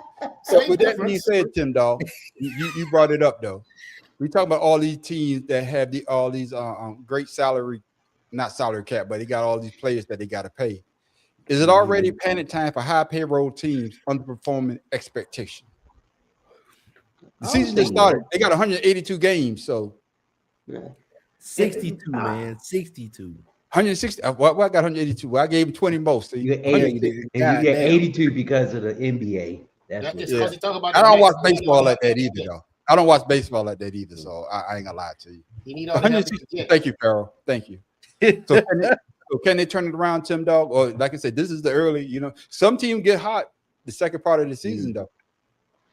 Yeah, and with baseball, it's iffy only because right now Houston's in last place, but they only 3.5 games out of first. Yeah, that's and exactly. that whole division right there. Yeah. So, I mean, the Yankees, the Dodgers. Well, it used to be Boston, but not lately. I mean, those teams they've always had the money. In the Rangers, they've had the money to pay the players to win. And other than, I don't think the Yankees or the Dodgers are doing bad. Nope, they're not. And I think the Dodgers have the highest payroll this season. They do. So the last 2 years. I mean, but think about it. The Yankees always had a high payroll, and they always had that high expectation of going to the World Series or even making it to the pennant. So to me, it just depends on the owners. The Yankees, they've been disappointing. They still have had that high salary, and the Dodgers, they just starting to make their money from Katani. I said Katani. From him and everything. So, I mean, and Tim, I'm glad you say that. And Farrell, you know more about baseball than I ever would know. I'm the first one to say that. I'm talking about Farrell. He know more about baseball than I ever know. And Tim, I want you to answer this quick because I'm gonna ask Farrell the same thing with the Yankees. And I know that's your team, Shada. Did it change once Steinberger died? Because Steinberger was always about the Yankees being always number one, just like with the Raiders when Al Davis was alive. Al Davis would put together a team because it was all about winning, whether they win the Super Bowl or not. Just win, baby. He was happy because I think at a certain point in time they had a 70% winning percentage, the highest ever in NFL. I think at a certain time, but then they went on a losing. With the Yankees, got 26 pennants or something, 26 World Series? They got a lot. They won the oldest teams too. Yeah, that's what I'm saying. So, but when Steinberger got the team, Farrell and Tim Dog, I want you to answer the same thing. Did it change though with the new ownership? Is the son running the team now? Yeah. Is it Steinbrenner? Does he still have that same passion? No, he does. He doesn't have the moxie that Steinbrenner had. You have to understand, Steinbrenner when he ran the Yankees, you can say what you want to say about him, but he was big on performance on the field. He was big on bringing his fans to the stadium. So when the team was hurting, his pocketbook was hurting, and that's another thing Joe Torre loved about George Steinbrenner. He stayed up in the office and dealt with office stuff. He let him deal with complete stuff with the team. He didn't get involved. His son is like the Dallas Cowboys right now. Okay, and that's what I'm saying. That's what I'm saying. So you can see the difference when Steinbrenner died. Same thing with the Raiders. Al Davis got old, and now his son runs the team. You can actually see the difference with not saying the talent, because they got some great players on the Yankees. They were more disciplined when Steinbrenner was alive. Yeah, exactly. Great. So you see the same thing on Tim Dog? I mean, as far as management, maybe, but as far as the players, the caliber players, he's still spending the money on the players, to me. And the only difference I see is he allows players to have facial hair. With George, no facial hair. No facial hair. Farrell, man, bring it on home, man. Your thoughts on what I just said. Is it, and also the question, is it already panic time for high payroll teams underperforming expectations? No, because back in 1989 in Major League, really, you went there? The Cleveland Indians were shitty at the beginning of the season, and they won the pennant. So I do believe there's no need to panic. Yeah. The Cubs also had the curse and they won the World Series. Y'all don't even know what I'm talking about, do you? Yeah. Wow thing. Yeah. They made a movie off of it. You make my heart sad. No, seriously though. Wow We talk thing. about how everybody ran the teams back in the day. That was back in the day. Today, we don't have those players. We got too many international players because most of the players that we had back then were freaking American born. United States citizens. 90% of your roster. You had a few that came from Japan. You had a few that came from Cuba. A few that came from Dominican Republic. You never really saw Puerto Rican players, Dominican. they were always Dominican or they're freaking Cuban, right? But the quality of players now and the talent they're looking for, everything is about the show now. Everything about the show. And I think the show that used to be the big show, it's just a show now, and the price of everything has gone up. The fan base is not the same anymore, even though baseball is actually out fandom the NBA this season. So far the past 2 seasons because the NBA has become trash. And with that being said, you're not going to get that same quality anymore. I think baseball, it can get the luster back. And I like what they did. Remember, we was talking about the All-Star game last year for the Major League. Can't get luster back. It can get it back. How? It's remember, because last year we talked about the new bats, the different bats that they was using. Remember that? We talked about how they did the Major League Baseball All-Star weekend that brought some attention to how things can go. Right, the strike zone, everything.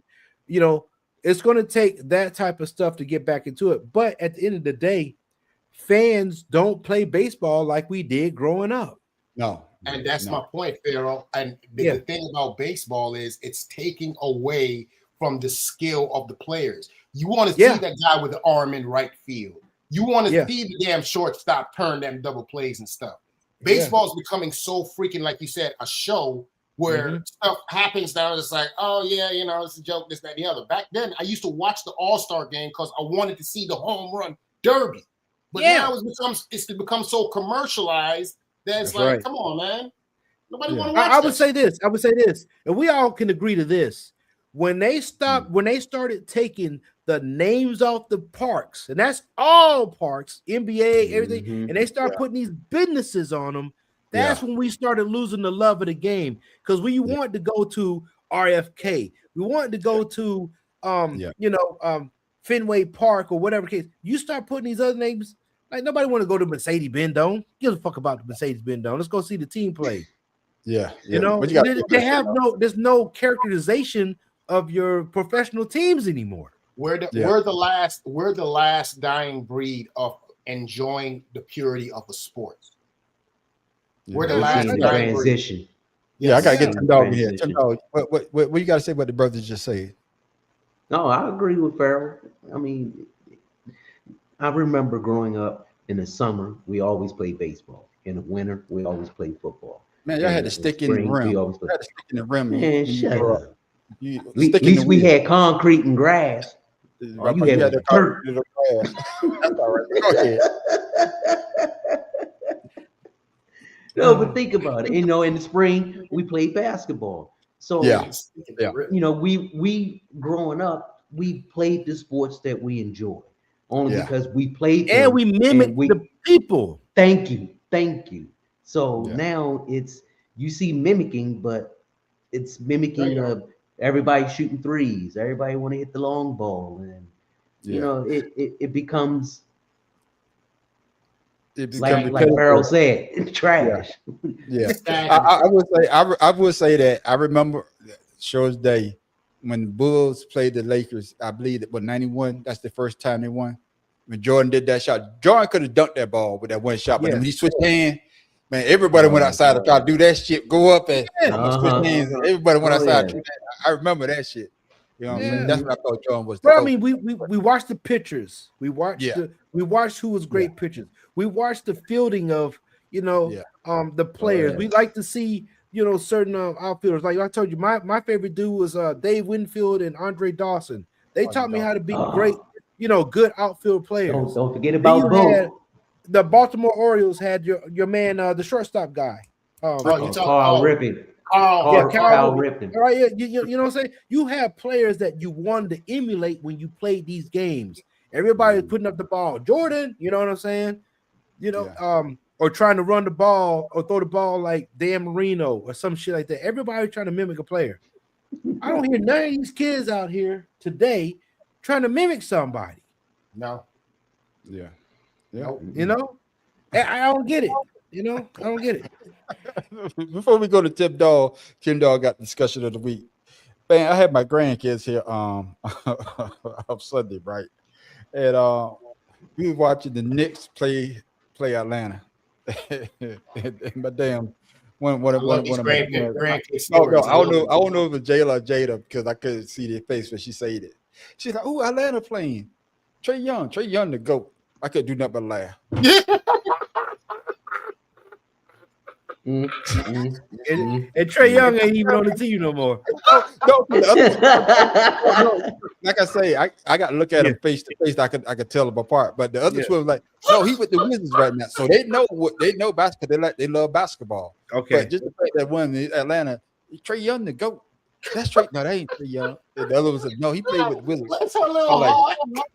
I'm like, yeah. Social media is killing sports, man. I'm telling you. Oh my goodness. But with that being said, my brother, it's time that's a for good one, though. That should have been like the joke of the week. That should be the joke of the week. Ladies and gentlemen, it's time for our what? This week's sports discussion.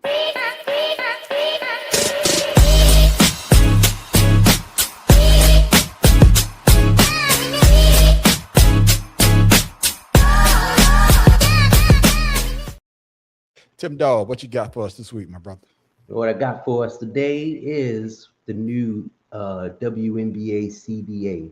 We had breaking news. A new deal has been reached. Yesterday, the WNBA players voted to ratify the brand new 7-year collective bargaining agreement with the league. Between salary and benefits, players are going to get 20% of gross revenue, and that is a huge win for players. After negotiations, many players publicly celebrated what they believed was a historic labor victory. However, from a business and corporate strategy perspective, major ownership groups rarely agreed to significantly higher costs without receiving something equally valuable in return. They were mad about 44 games. They were complaining about playing back-to-backs. Absolutely ridiculous. Y'all want more money, but don't want to play back-to-backs. The WNBA said, damn all of that. If the league changes its schedule, expands the season, increases obligations, or creates conflict with overseas leagues, players may be forced to choose between staying in the WNBA full-time or continuing to play internationally. In that situation, even if salaries increase domestically, players could lose access to international contracts and alternative leagues, which would significantly change the overall financial structure of women's professional basketball and give the league more control over player availability and scheduling. Another thing that this term sheet lays out is the scale for minimum salary contracts and the standard max. And as you can see there on your screen, minimum salaries are going to start at $270,000. The salary cap is going to $7 million now. Yeah. As compared to $1.5 million. $1.5 million before. Yeah. You have max contracts that are going to be into 7 figures now, which is different. So you're going to have players who are millionaires from the WNBA. Not from playing basketball, plus endorsements, plus this, plus that, from the WNBA. Not everybody, not even players in the rookie scale contracts, but you get to a certain point, then you'll be able to earn $1 million and multi-million down the line, it appears. Inside this gem, the future of women's basketball is already taking shape. What once felt like a long shot now feels within reach. What you got in your pockets, motherfucker? That being said, what you got in your pocket? No. Go ahead. All right, here we go. What are the biggest challenges that the new WNBA CBA may face? That includes with the players as well as with the owners. Now, the video, I apologize being long, but I wanted to add both sides of bargaining agreement from the players as well as the owner side. So that being said, Mr. Farrell, what do you think will be some of the biggest challenges that the new WNBA CBA may face today? The season is already started as far as camp and everything. So that was another part of the bargaining agreement as far as the training camp. They wanted players to report the first day of training camp, unlike previous years when some of the players played internationally, they had a grace period when they had to report. So that's one of the things that the WNBA is trying to, that's changed within now. Back to you, Farrell. I do apologize. And what do you think some of the bigger challenges they may face? Really, man, I don't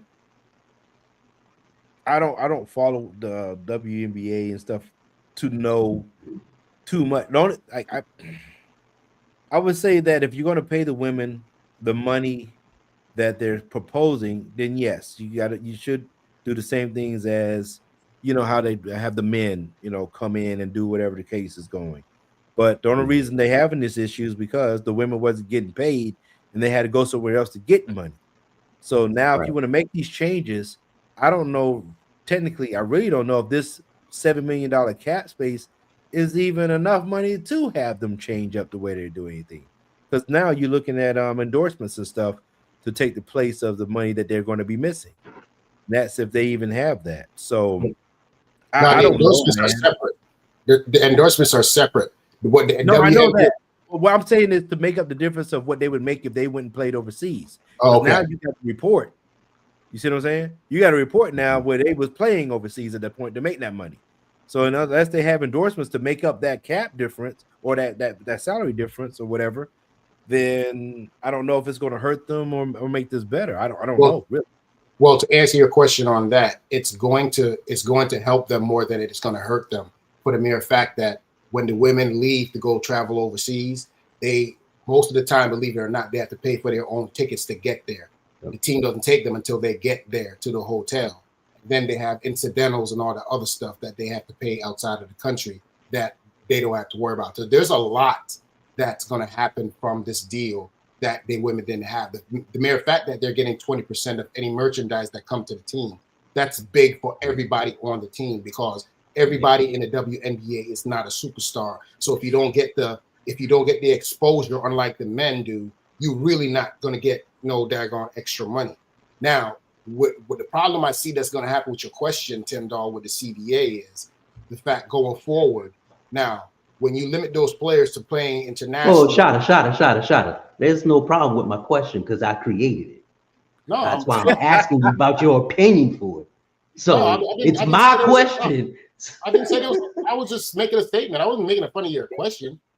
No, you say now the problem with your question is. So, but I'm trying to answer the question, bro. Okay, but the question is the problem. Anyway, just answer the question. Whatever. But the CBA, basically, the women now that's lower on the bench, will that be hurting them more than anything else? But I'm glad that the women are making the money that they need to.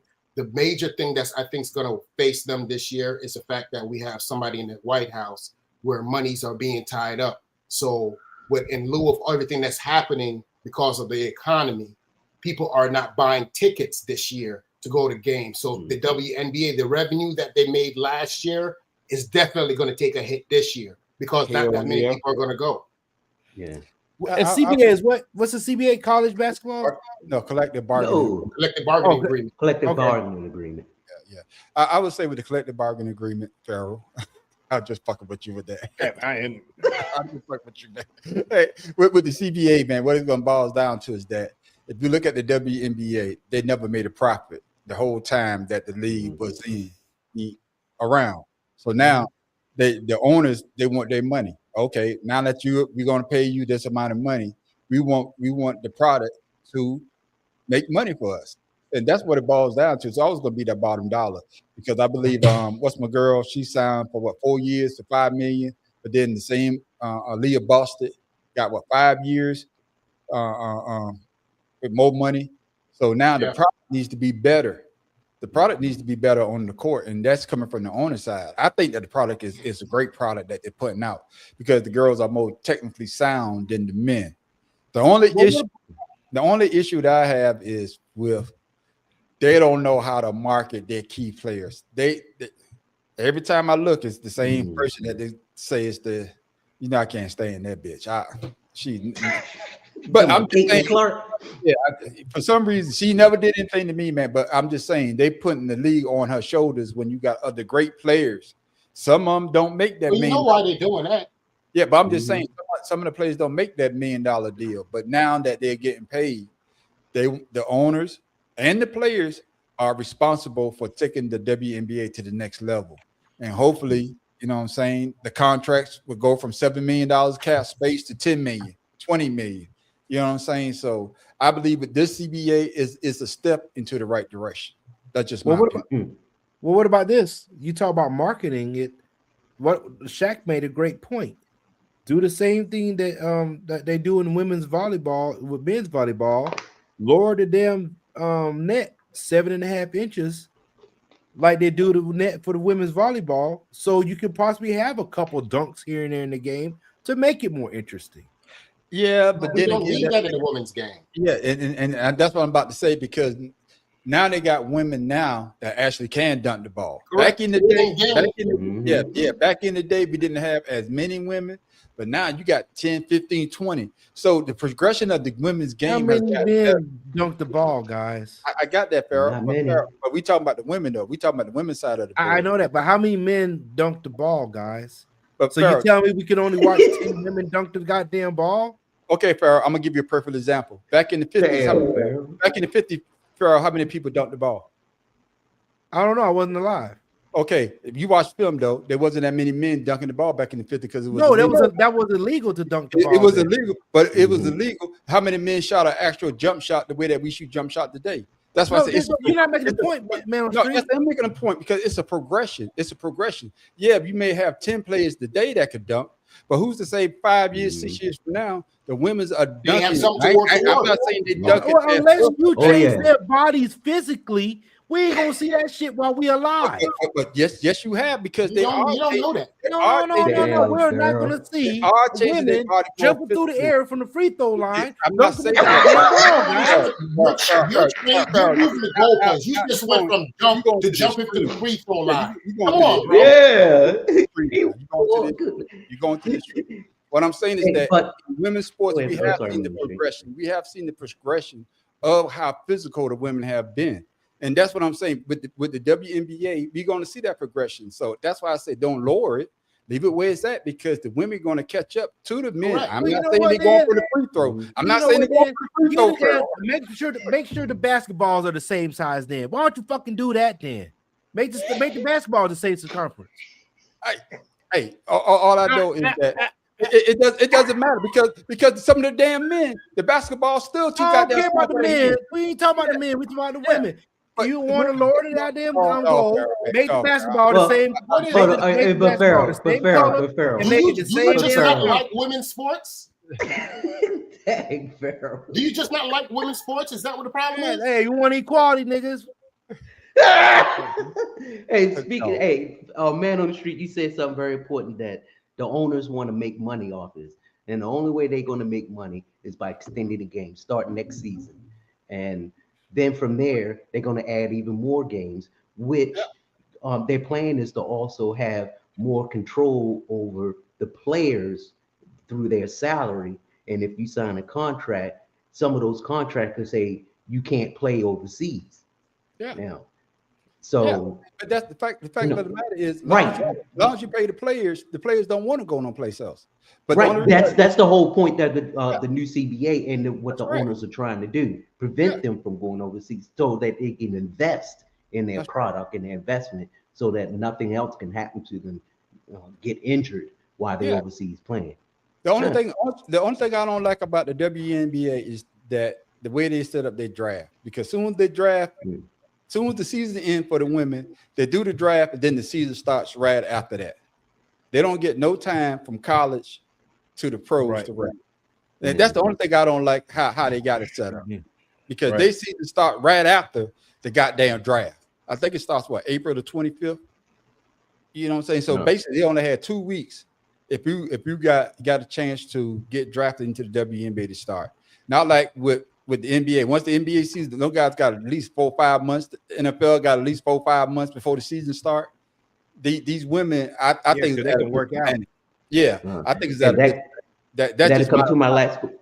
I'm sorry, that'll come to my last question. What are some of the changes that you would make to the new CBA? I don't think that. I think they're on the right track, man. You got to take a small step before you take a giant leap. Right. And I think this is the first step. Pay the women, because sometimes the product is better than what the NBA is putting on the goddamn floor. At least we know we're gonna get sometimes a competitive game, especially got 2 teams that are similar in styles. At least we're gonna see 3 points. At least we're gonna see motherfuckers. At least we're gonna see motherfuckers shoot free throws decently. I was just saying, for me, man, I think the step that they made is the perfect step, but it's always a way to improve. So on the next one, hopefully they make another step to improve it, so these women don't have to go overseas. That's just my opinion, though. Shaka, what about you? If there was anything you could change with the new CBA, what would it be? Well, like you said, I've been following women's basketball since I was for a long time, and I've been pretty vocal on supporting them. So right now, like a man on the street said, that's where I'm at. I'm happy for them. I was extremely ecstatic for the women's game because it deserves some attention, and like man on the street said, you got to take baby steps before you got to learn to walk before you can run. So they're taking baby steps, moving in the right direction. Like I said, I'm very nervous because of this asshole we have in the daggone office that's making everything hard out here for everybody. So I do believe the women's game this season is going to take a humongous hit financially, and I hope they recover from that. Farrell? I would say that Houston needs to get a team back because they used to be a front runner. On the originals. Right. And with that being said, I know that I read that they said there's about 18 teams by 2030. Yeah, they need to hurry up next season. You know what I'm saying? They need to hurry up because right now you're lopsided with 15 teams on each side, and the East doesn't have enough. They need to find some more teams in the East. So, but especially if we get better product coming out of college, we need a place for these people to go. Yeah, and you made a great point right there, because the product coming out of college right now is way better. I'm not saying that the women that started the WNBA wasn't great players, but product of play right now from these women is way better, just like it is with the NBA. The 70s was great, but once the 80s Jordan, that product was better. 90s product was way better. 2000s, the product is getting better.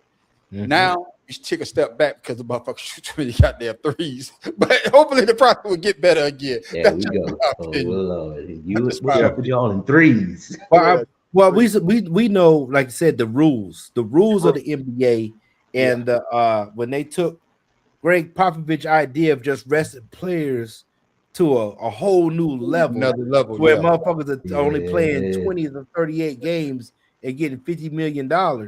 Yeah. And then and you have brothers on the team, they ain't playing and they get paid. When you got shit like that going on, we ain't gonna have no damn NBA teams to play. And I know we talk about WNBA, but they thought that when they took hand checking. Because I listen to NBA players talk about the hand check. Yeah, how you can manipulate a person. Yeah. You know what I'm saying? You can move somebody here and there and put them in, and you have better defense. Yeah. Now, motherfucker, Olay, like James Harden, Olay, hey, go ahead, man, get your shot. I'm about to get mine. Yeah. But back to the WNBA, man, I think that they on a great roll. I think that hopefully this season to be one of their best seasons because now there's more exposure. I believe that the talent of play is spread out. It's not just centered in one area anymore. So now people are going to be rooting for their favorite players, especially players that we see progress in college. Like I say, I want to see what a girl do. Raven Johnson does with Caitlin Clark. See how they play, especially the fact that Caitlin Clark was the one that waved her off, that made her want to quit basketball. How they going to gel on the court? I want to see how my girl down there, with the Aces, is she still going to be that same player? I want to see what's my girl Betts I want to see how she's gonna show up. Oh, absolutely. See what I'm saying? So you got so many things that with this CBA and these And great shit, I players, might even go to a WNBA game this year. Fuck it. Yeah, that's what I'm saying. You got these so many great You players should. that be coming out of Man, I live in goddamn Augusta. Shit. out of bitch. on the female side of basketball. It makes you want to watch because, like we said before, when they go to your college, like I said, South Carolina, I want Leah Boston Gamecock. I want to see her play.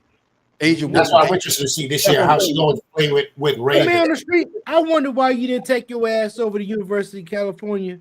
South Carolina to watch them play when they was here. Because I can watch them on TV for free. You see how this goes? Hey. At least I'm on. Hey. This man said he watch on TV for free. I'm honest. Who doesn't love free? You need to tell me you can't get no tickets from all the people you know that go to that school? No, I probably go next year though, because man, they're gonna have a squad next year. Yeah. Thank you for that.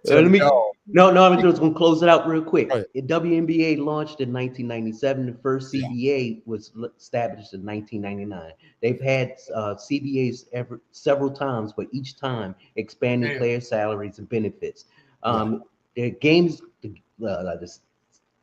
going to be expanded to 50 games in 2027, as well as other significant salary raises. But with the extra games on the schedule, when the women starting in April, then the WNBA is saying they're going to add more, which could come in conflict with the Olympics. And if that being said, right now, the CBA doesn't stop the player from playing in the Olympics only because the schedule doesn't allow it to. But once it goes there, then once you're going to start seeing another CBA as far as what the owners want their players to do who play internationally for the WNBA. Hey, but doesn't the NBA does the same thing though?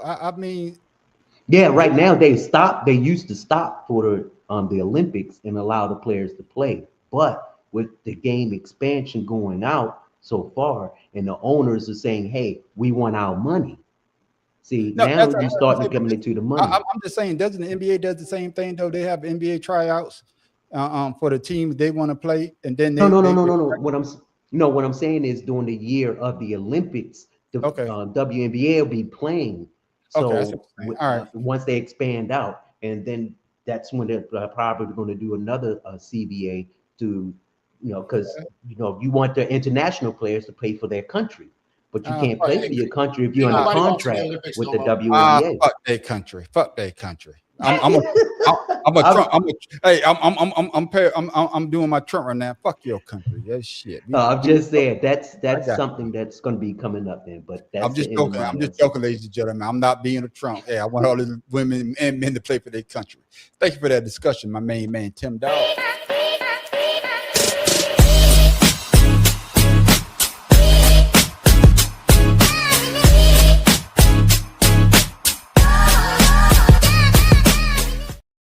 Shada, what you got for us today, man? Today in sports.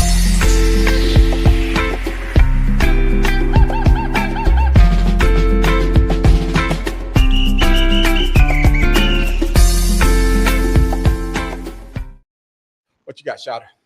Yo, in lieu of what's going on, we've been talking a lot of basketball today. It's basketball playoff time.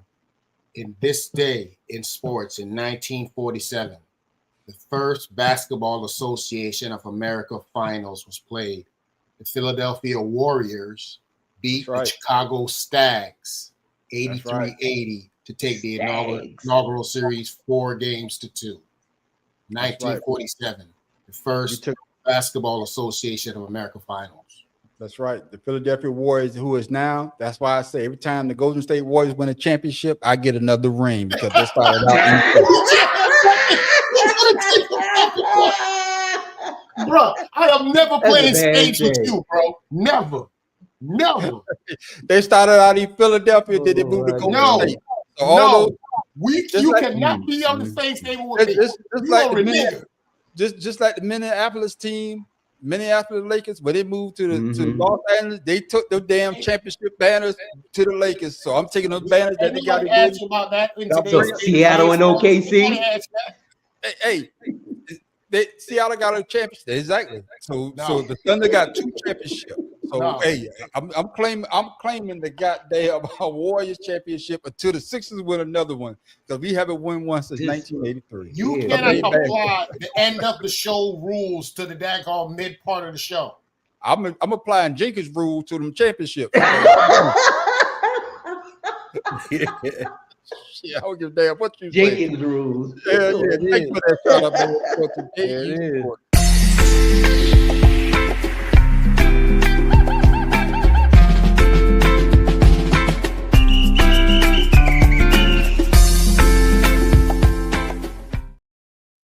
Hey, that's like you say, man on the street. The Washington Commanders ain't won no damn Super Bowls, but they should tie to the Washington Redskins. I got 3 championships there. No, you don't. No, you don't. We're not doing that. No, no. God, I want to ask you something though, man. I heard something this before I come to you, Farrell, because there's no weird sports because we done ran out of them until I find another one. I was listening to some guys from Jamaica, and this is not a sports question, but they were saying that like we listen to Bob Marley and we put him on a pedestal like that. They say that in Jamaica, y'all really don't listen to Bob Marley like that. Is that true, or are they just pulling my leg? I know it don't have nothing to do with what we discussed, but I just want to ask you. That's this depends on where you go in Jamaica. Okay. Just like in America here, you have certain people that, like where I'm from, when you walk into just about every house in the country, in the Blue Mountains where I'm from, you're going to see something Bob Marley. Period.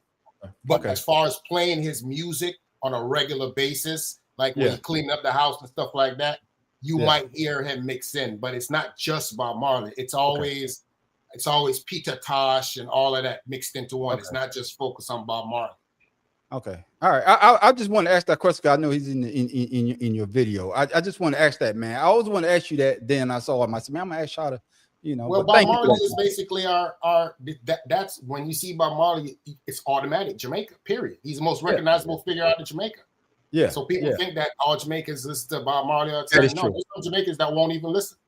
That's what I'm saying. Thank you, man. Thank you for clearing that up, man. God damn it, boy. There it is. You know, it's funny you say that because I've never heard a Jamaican. That's why I had to ask him. That's why I wanted to ask him, man. Because now that you say that, I've never heard him say anything about it.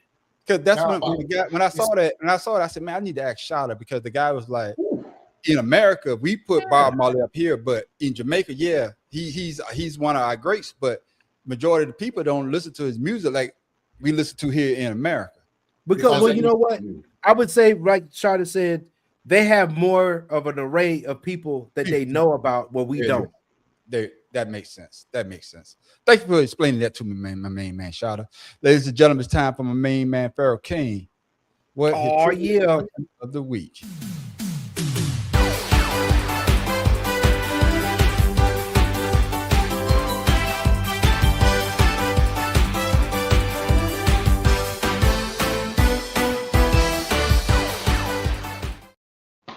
What's your trivia question, man? Fellas, you know, we have the draft coming up, and with Ohio State having I have a plethora of players that's coming out in this draft around the first, like the first round. Here's the question I have for you. All right. What was the last school to produce 3 top 5 in the same NFL draft? University of Miami, 19, whatever season y'all had that great. Y'all had every. I know it's a Miami. It's the University of Miami because y'all had the whole goddamn offense, defense went fucking first round. So if it's not the University of Miami, I want it. This is a bogus damn question. It's the University of Miami. I forgot what year it was, but I know it's the University of Miami. 1985. You know it ain't LSU. I don't know what year it is, but it's the University of Miami because them motherfuckers had because who was, I think it was Ed Reed or somebody talking about that draft was one of the best drafts ever. They had like 30-something players up there. Exactly. Shit. That's just me. I don't give a damn. It might not be right, but it's that goddamn Miami team. Everybody's gonna go with Miami. That's a no-brainer. It might not be Miami, but them motherfuckers that damn year, every It's time Miami.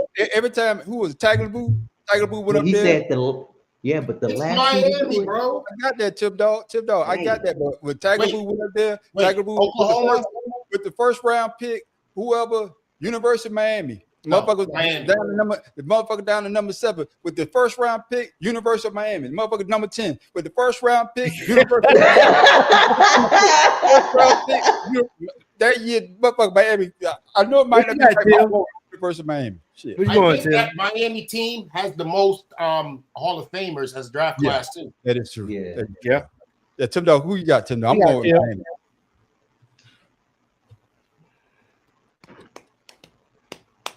Mind you, Miami. I didn't say top 10. LSU. I said top five. I got that, but I'm still going with Miami. I know it's not right. But that team was that draft was nothing but Miami that year. Now I'm like you, Tim, because LSU had Joe Burrow and all them guys. That year. Jefferson. Yeah. Then you had you had Jamar Chase. You know what I'm saying? Yes. You also had what you call it? University of Alabama had University of Georgia recently has had some top 5. I mean, it's none of them. It's Miami. Or it could have been, on USC too. USC had some good players down there. The Trojans. Yeah. No, Miami. So what you got, Tim? What you got? You say LSU? I'm gonna say LSU. Dog, they made a movie about it. Freaking daggone what? The damn Mean Green Machine? Oklahoma. Ooh. Oklahoma. Who said Oklahoma? Oklahoma? You said Oklahoma. Somebody said back to Miami. Yeah, I did because somebody Oklahoma, said Oklahoma. That's the one with Sam Bradford. Was Sam Bradford in that class? That's Sam right. Bradford in that class. Yeah. So Yeah. you had Hey. Sam Bradford was number 1, the Rams. Gerald McCoy went to the Buccaneers. Yeah. And Trent Williams went to Washington. He was number 4. But fuck that Wait a class. minute. University of Miami. Huh? You said who was the second name? McCoy. Gerald McCoy. He went to the Bucs. Yeah, number 3. he's an announcer on an NFL network now. Yeah. He's an defensive announcer. tackle. Yeah, defensive tackle. Yeah. Gotcha. I don't give a damn. Fuck all that. University of Miami, that draft class, the motherfucker had everybody. God damn. I think even the kicker got drafted. Motherfucking shit. You like, who got drafted? The damn kicker got drafted. Shit. Said the water boy got drafted. The water boy got drafted. The next player that got picked was Jermaine Gresham, the tight end, and went to Cincinnati. There it is. Thank you for that, my main man, Farrell K, the trivial question of the week. Man.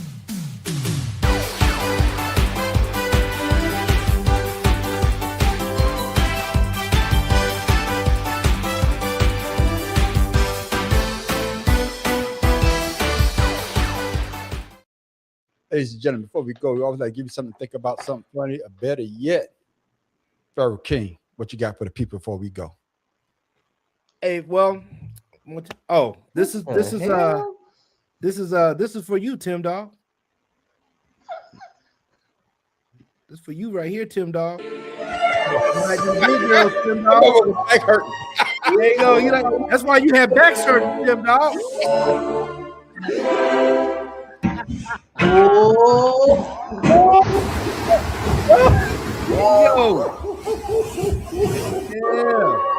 Yeah. Hey, you know what they said? That's a lot of ass. That's for you, Tim Dog. You Hey. and them back surgery. Hey, send that to my phone. Okay, man. What you got for the people before we go, my Hey, brother? guys. Make sure you shout out your social media as well. Yeah. Look, Pharaoh_71 IG, King Ryan Facebook. Hey, I just want you guys to remember this. A blind person has a less chance of walking into a glass door. That's it. Okay, you don't say that before. I need you get some new jokes. I didn't say that before. Yeah, you have. Trust me. I heard that one, but damn. I heard that one. Because they got something to make sure they don't run into. Because I heard you say that one before. God damn. There it is. I remember that one. I got you. I remember that. But it's true. Yeah. Main man, shout out of Orlando. What you got for the people before we go, my brother? Make sure you shout out your social media as well so that people can follow you.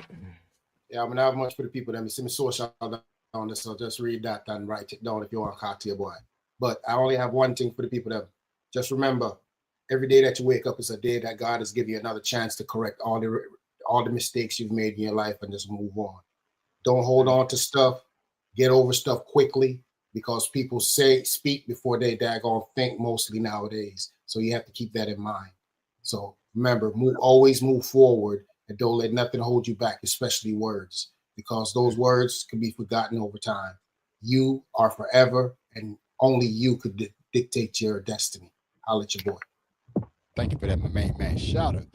Tim Dog for Be More Careful. What you got for the people before we go, my brother? Make sure you shout out your social media so the people can follow you as well. Only thing I have to say is be positive, no matter what it is. You got to pay your bills. Be positive. It's going to get paid. You trying to feed your kids. You trying to go out and cut that grass. Just be positive. Because once you start complaining, you're not going to do it. You're going to procrastinate. And procrastination means you're not going to do it when you're supposed to be done. So my tip for the day is no matter how difficult the situation or the chore may be, just be positive. 2 years ago, I couldn't walk. Never thought I would be able to walk. I'm almost able to run. Be positive. Find me, Father's Love 99, Instagram, about me, my son, and my grandson. Be positive. I'm talking about Tim Dog. Yeah, Tim Dog's son is back in the picture because it was just him and his grandson. I guess him and his son back on good terms right now. Yeah. Did I see you walk across the Bettetr Bridge with old boy that died in Congress? Yeah, my man just died. The congressman, 80 years old, man. Rest in peace to that brother, man. As for me, ladies and gentlemen, I don't have anything. The brothers already said everything that I was going to say. But once again, you always find me at the Man on the Street show. And I'm going to say this every chance I get. Thank everybody who's been watching my videos, commenting on my videos, liking my videos, telling me that, hey, man, you're doing a great job. It's really appreciated because I do put in a lot of hard work. You also catch me at Creative Canvas Expressions. That's my AI channel. I tell AI what I wanted to do. AI does it. I put it up. Or if I see a funny AI video, I steal it and I put it up on my channel. Recycle, not steal. Every Friday night at 8 o'clock. That man is honest. Yeah, I'm very honest. Yeah. Find us every Friday night at 8 o'clock for two cigars in a blunt. That's our main podcast. But you want to make sure you stick around for our after show. We call it Ashed Out. That's when everybody gets a chance to talk about what they want to talk about. Usually we go straight, we'll make a right turn. But like Tim Dog famously said, when you make that left, you're gonna drive that damn cliff. But make sure you come back and check us out next Wednesday night at 7 o'clock for the Betting Sex Sports Podcast. All we do is talk about sports, and we do that very, very well. But before we go, Pharaoh got one for us. One more, Pharaoh, before we go? You got one more? No, I'm sorry. Okay, I see Skeletor. I see you. Shit. I see Skeletor. And with that, ladies and gentlemen, I am the Man on the Street. This is Pharaoh King. Remember, there's somebody pulling the door that says push. That is true. That is true. Roses are red, that much is true. But violets are purple, not fucking blue. Tim Dog, be more careful. I don't know what that was about, but shout out to Orlando. See you next week. Please. Make sure I come and check it. Hey, and thanks. One more thing. Next time, get some muscles with that shirt, goddammit. I want to send a quick shout out to hold on, not yet. Hold on. Everybody that tuned in that was commenting. My man E-Love, thank you for tuning in. My brother-in-law, Tim E-Love. He's a Pittsburgh Steelers fan from DC. My nephew, Young Cook, thank you for tuning in, man.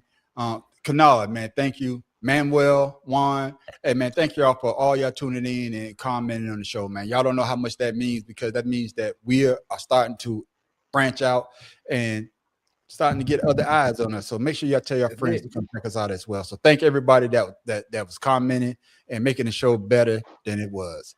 And with that, ladies and gentlemen, we are out.